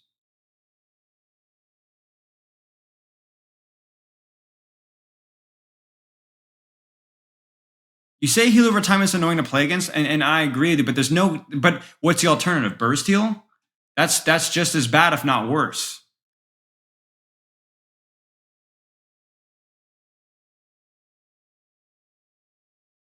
But also proc passive, right? No, I don't think so. Not for the worst Lucio heals, right? But it's single target and has like a 25-30 meter range. You could proc it on a Pharah, Tracer, Genji, Hanzo, Soldier, on your Zenyatta, who's about to get dove. Oh my gosh. Holy crap. 20 gifted subs? Holy butt cheeks. Devices, Lumi, Naps, Night Owl, PM Doggy, Lando, Audited, Fahi, Nuge, Chris, Visa, Applicable, Drizzle, Synchro, Flame, Brett, Socks, Centriax, Nap, Kitty Lord, Jim, Hee. Jeez, thank you so much, mate. That's super generous of you. Thank you so much. That was you? Yeah. Well, that was very generous of you. Holy crap. Wait. Oh no, we're gonna hear me yelling a lot.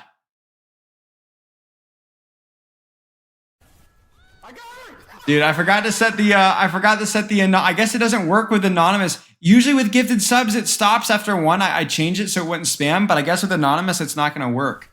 So, but yeah, ridiculous. Thank you so much. That was super, super generous of you.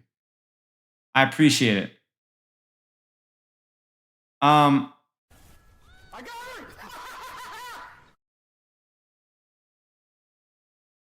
Did you do anything with making anyone hit by his gun heal in the last 6 to get a small burst? Good passive? Maybe, yeah.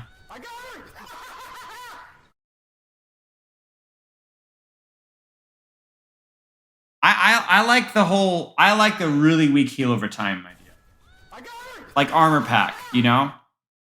But honestly, armor pack, but double the duration. Like call it like stem pack or something, you know? I like that. I just feel like there's so many circumstances in which that would be useful. It's like a weak Harmony Orb, non-sticking, but weaker healing per second than even Harmony Orb. Yeah, it would complement his primary heal a lot. I don't know. I think I like it. I'm freaking throwing in there. Single target, slow heal over time, 5-6 seconds, 15, 80 to 9, 75 to 90 total healing. It just like complements his weaknesses and his strengths really well, you know, which is what we're trying to do. Is there a therapy group for those who are 4-0 and ended 5-10? Ouch, mate. Ouch. Like you could actually play BAP with like flankers and stuff, you know, and like BAP could peel for people further away better, right? And yet when BAP gets when somebody when you dive a Baptiste, he doesn't just press lamp and then shift and nothing dies. You know, it's like that's the trade-off, right? You can heal a lot more things and have a lot more impact elsewhere, but you're not like an unkillable turtle.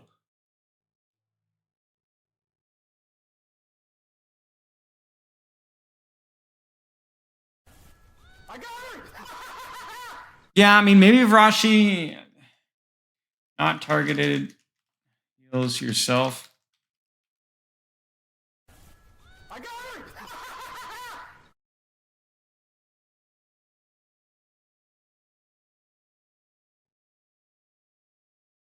I don't know. We got to figure out how the clunkiness of it, the mechanics of it works, but yeah. All right, guys, we're almost done. Country road, take me home to the place I'm alone, West Virginia. Mama, take me home, country road.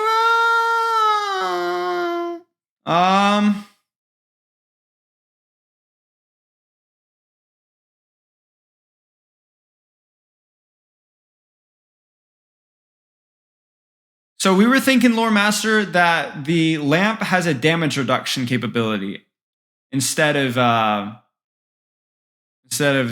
immortality.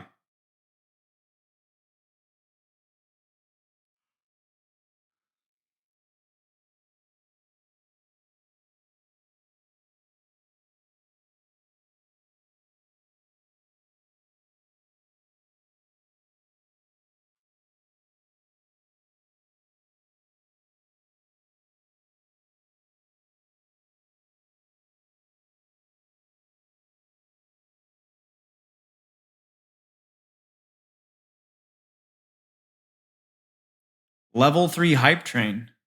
Poggers. Really appreciate the gifted subs, mate.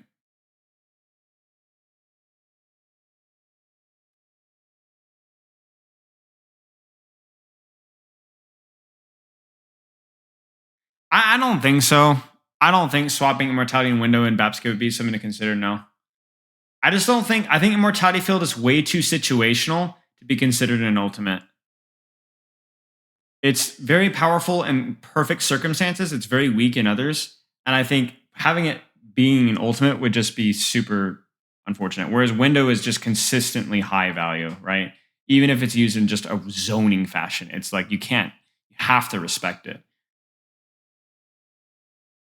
I know people talk about it, but I don't like it. I don't like it as much. I've not seen a good argument for it yet. I'm so grateful that we're done with Mercy and Moira, at least until I have to make the video. I'm not going to lie. I'm just like, my eyes are bleeding looking over how many Mercy and Moira ideas here. 4.5, 5 hours. Oh. Like, for example, Immortality Field moved to Ultimate. Health increased to 600. And area of effect increased. Duration increased. Minimum health. Like, this would just feel so bad in some circumstances, you know? It would just... Think about how bad that would feel.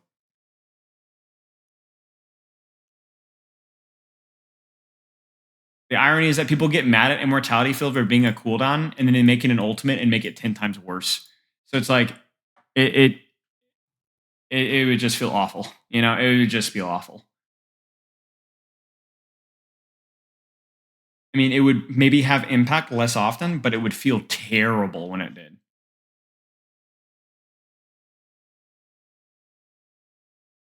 Trading cooldowns for ultimates is just insane value though. But it's not. It's not. If trading CD for ultimate is insane value, yes. But cooldowns for ultimate is not. Most ultimates in the game can be countered by cooldowns. Every ultimate in the game can be countered by cooldowns. The question is, how valuable or how powerful are those cooldowns, and how many of them did you force?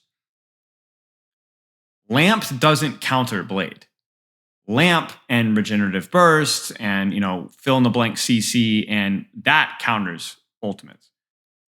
There's nothing special about ultimates that allows you to just win the fight when you pop them. It should just give you a very, very strong advantage in the fight.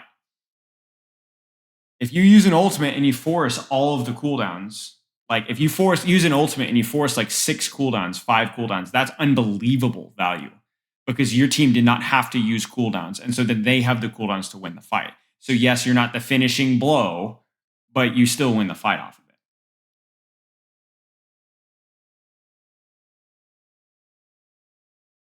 Now, if you want to talk about like Suzu countering an entire Junker Queen ultimate sometimes, yeah, I would agree that's kind of annoying.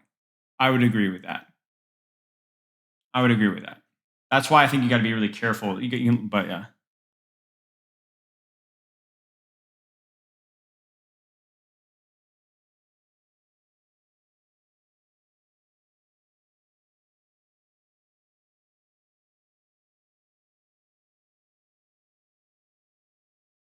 You see, I wish we could do this, but I just don't think we can.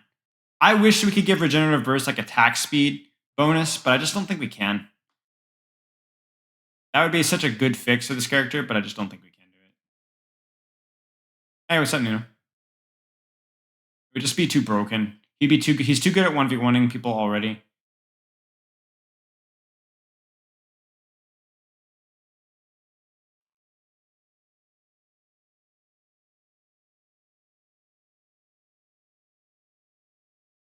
Yeah, I would agree with that, Pineapple. I think that that's one of the main complaints I think about Kiriko is that Kitsune Rush and Suzu.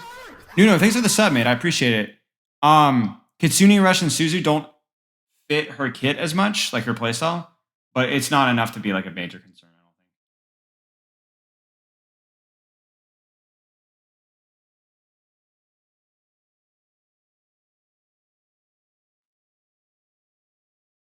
We're almost there. Hydrate. You see, I'm all out of water, mates. Do I have any tea left? I have like 1 sip. Like 8 drops. Congrats. Yeah, that emote is great. I love that emote so much. Spilo Peasant is great. Posture check, thank you. The best one is this one. I like this one the most. I freaking love that emote so much. True story. That's not even my emote. That's my friend's emote. He gave it to me. He was trying streaming for a while, and then he decided he didn't want to stream anymore, and he like commissioned out an artist to do it, and he was like, "Yo, you should just use it. You just take it." And I was like, "Are you sure, bro?" He's like, "Yeah, just use it." And like, I was like, "All right, thanks, man." So I was like, "All right, there you go." So there you go.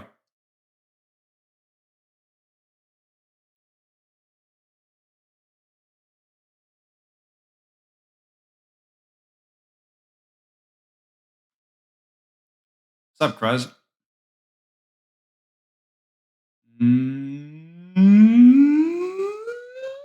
Okay, so the bar is set pretty high now for Bat because I think we have at least some good ideas. Not that we needed much anywhere. Spilo Clown. But that's redundant. You tried coping. Not copying, coping. Harris Duck.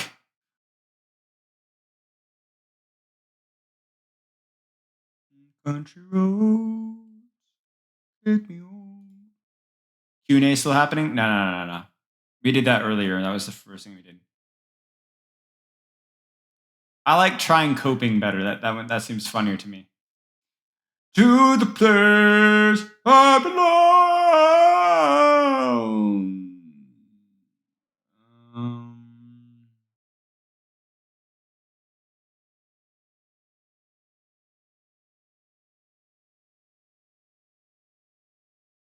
This is an interesting. What do you guys think about Immortality being like a skill shot, like a targeted buff?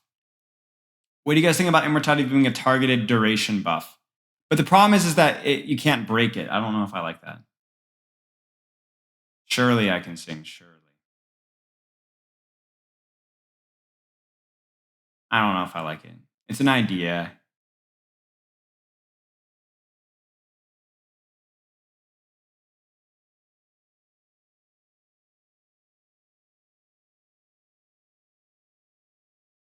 Yeah, see, but I don't see any way to balance that. You know, that seems like it would be like, honestly, okay, hot take. This could be broken. I feel like that might be too strong. I don't know. Because you'd have to like make it so short that it might not be useful. But then if it's too long, I don't know. Maybe it's something they could balance. Yo, thanks for the sub, mate. I appreciate it. You guys have been really generous with the subs today. I appreciate that very much. Yo, true story, by the way. So we got like Toronto in a week, you know? And yo, the Score Sports, you guys ever heard the Score? They're like, I'd heard of them, but I don't really know what they do. Like, they're like big company. Apparently they have an esports division, and they're going to interview me in Toronto. They wanted to interview me in person at the grand finals about my time with Overwatch and stuff. Been here for all of 2 minutes when the show appreciate. I appreciate it, mate. Thank you. Yeah, so I thought that was gonna be sick. A damage reduction buff. Country roads. Yo, what do you think about Varashi's suggestion? What do you guys think about Varashi's suggestion? A damage reduction buff. So it's like temporary armor, you know, like they get the damage reduction.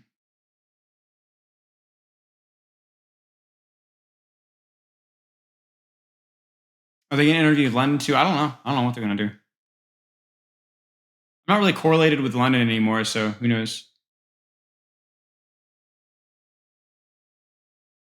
Okay, the only thing is that, first off, do we want it to be a skill shot? Do we want it to be a skill shot? And second thing is, are people going to like lose their crap when somebody gets immortality buffed, not immortality buffed, but damage reduction buffed, plus BAP heal over time, plus whatever support healing range? You know what I'm saying? Like that's going to be like an unkillable monster for like 2 or 3 seconds. Well, it would stack at 50%. Like it couldn't go more than 50% anyway. So I don't think it would be a problem with using it on a tank necessarily.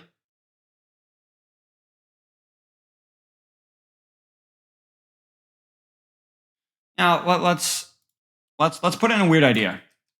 Single target aimed, damage reduction buff, 2 or 3 seconds. Cap at what? 30%?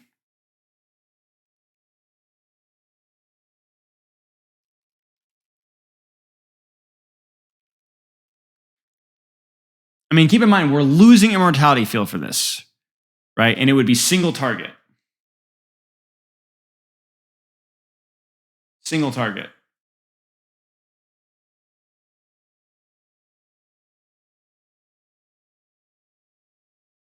It's an idea. It's definitely an idea, you know?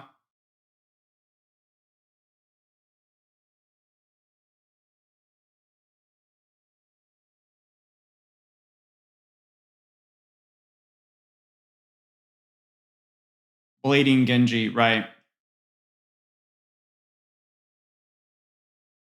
It would just be a weaker nano, you know?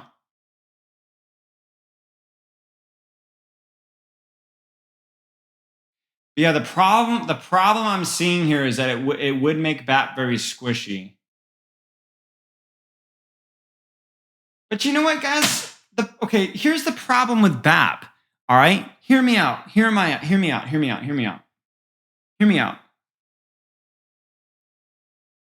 Why don't we complain about Ana being squishy? her hitbox is a little smaller, but her self-heal is like really weak and loses potency if she uses it selfishly. And yet nobody thinks Ana's weak because to me, because it feels like Ana actually has like some sting. You know what I'm saying? I feel like with a lot of supports, like Sleep Dart, yeah, that's true. That's true. But that's a skill shot, you know? To me, I wonder if Bap will feel less squishy if he actually like gets better like neutral value without the survivability. Like I agree, he does need a self-heal, but he'll still have his exo boots and he'll still have the support passive. So if he has a self-heal, a support passive, and exo boosts, there's no way that he's going to need more survivability, at least on paper, right? So if we give him more value and utility elsewhere, I don't think you're going to miss the survivability. I don't think you're going to feel like the whole point of like, look at something like an Iliari, like who has like the pylon, and that's pretty much it, right? But because she does so much like consistent, she's so lethal with her weapon, it feels like she's super tanky.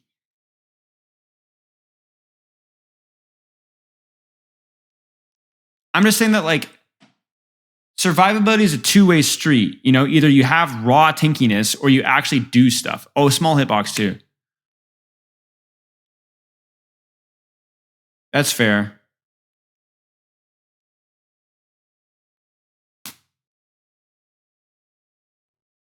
But you see what I'm saying, right? I'm saying like, okay, yeah, we're losing survivability for Bat, but he's getting a lot of offensive potency that might make it like less difficult for him to survive indirectly.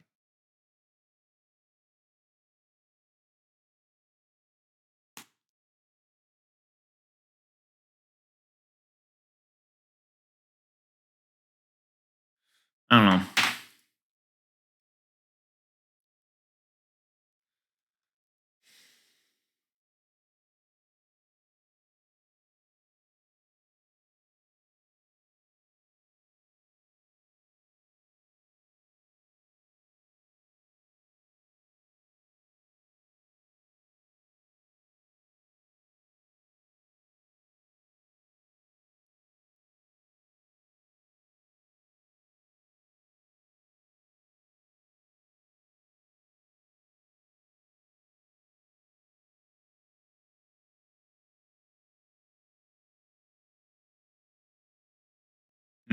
Okay.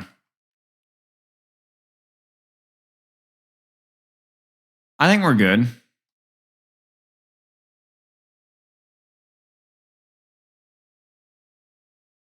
Right, exactly, Night Owl. Exactly, Night Owl. So that's why I'm saying like the ranged heal, the range buff, it doesn't really significantly increase his range, but maybe it does a little bit. I don't know.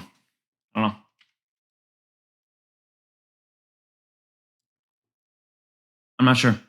I don't think we need to like sweat it too much. Like I said, we don't need perfection here. If we can, you know, move things in a slightly different direction with BAP, I think that's probably pretty good. Do I know a Spooky Luke? I don't. But yeah. Okay.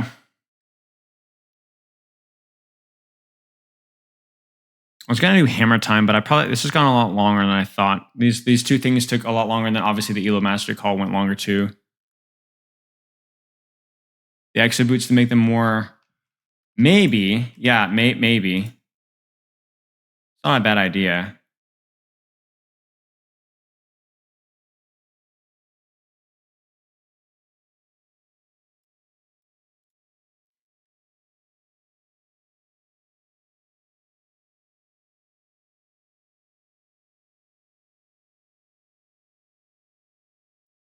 All right, chat. I'm gonna end stream. I'll have the video compiling all these ideas released probably in a week or so, within a week. Yeah, it should be fun. I don't know if it'll be much of a debate. I don't like going into these things like looking to debate, to be honest with you guys. I freaking hate that. I just want to like I want to find the balance. You know, this isn't about a debate for me, the tank thing. I'm going to agree with a lot of the complaints and see if we can come up with some solutions and hopefully provide a little bit more of a balanced perspective, you know, because I think everyone in there is going to agree that there's some problems with tank, but I think some of the solutions were going to be different. So I think there you go. Here's what you guys should do. Here's your challenge, right?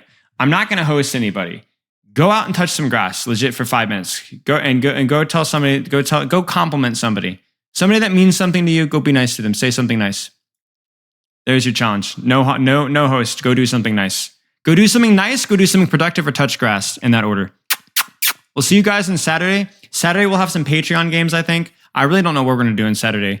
I work for FedEx. That's all I do. That's a pretty cool job, I will say. All right, y'all. I'll see you guys later. Loves and kisses. See you guys on Saturday. And yeah, Spilo.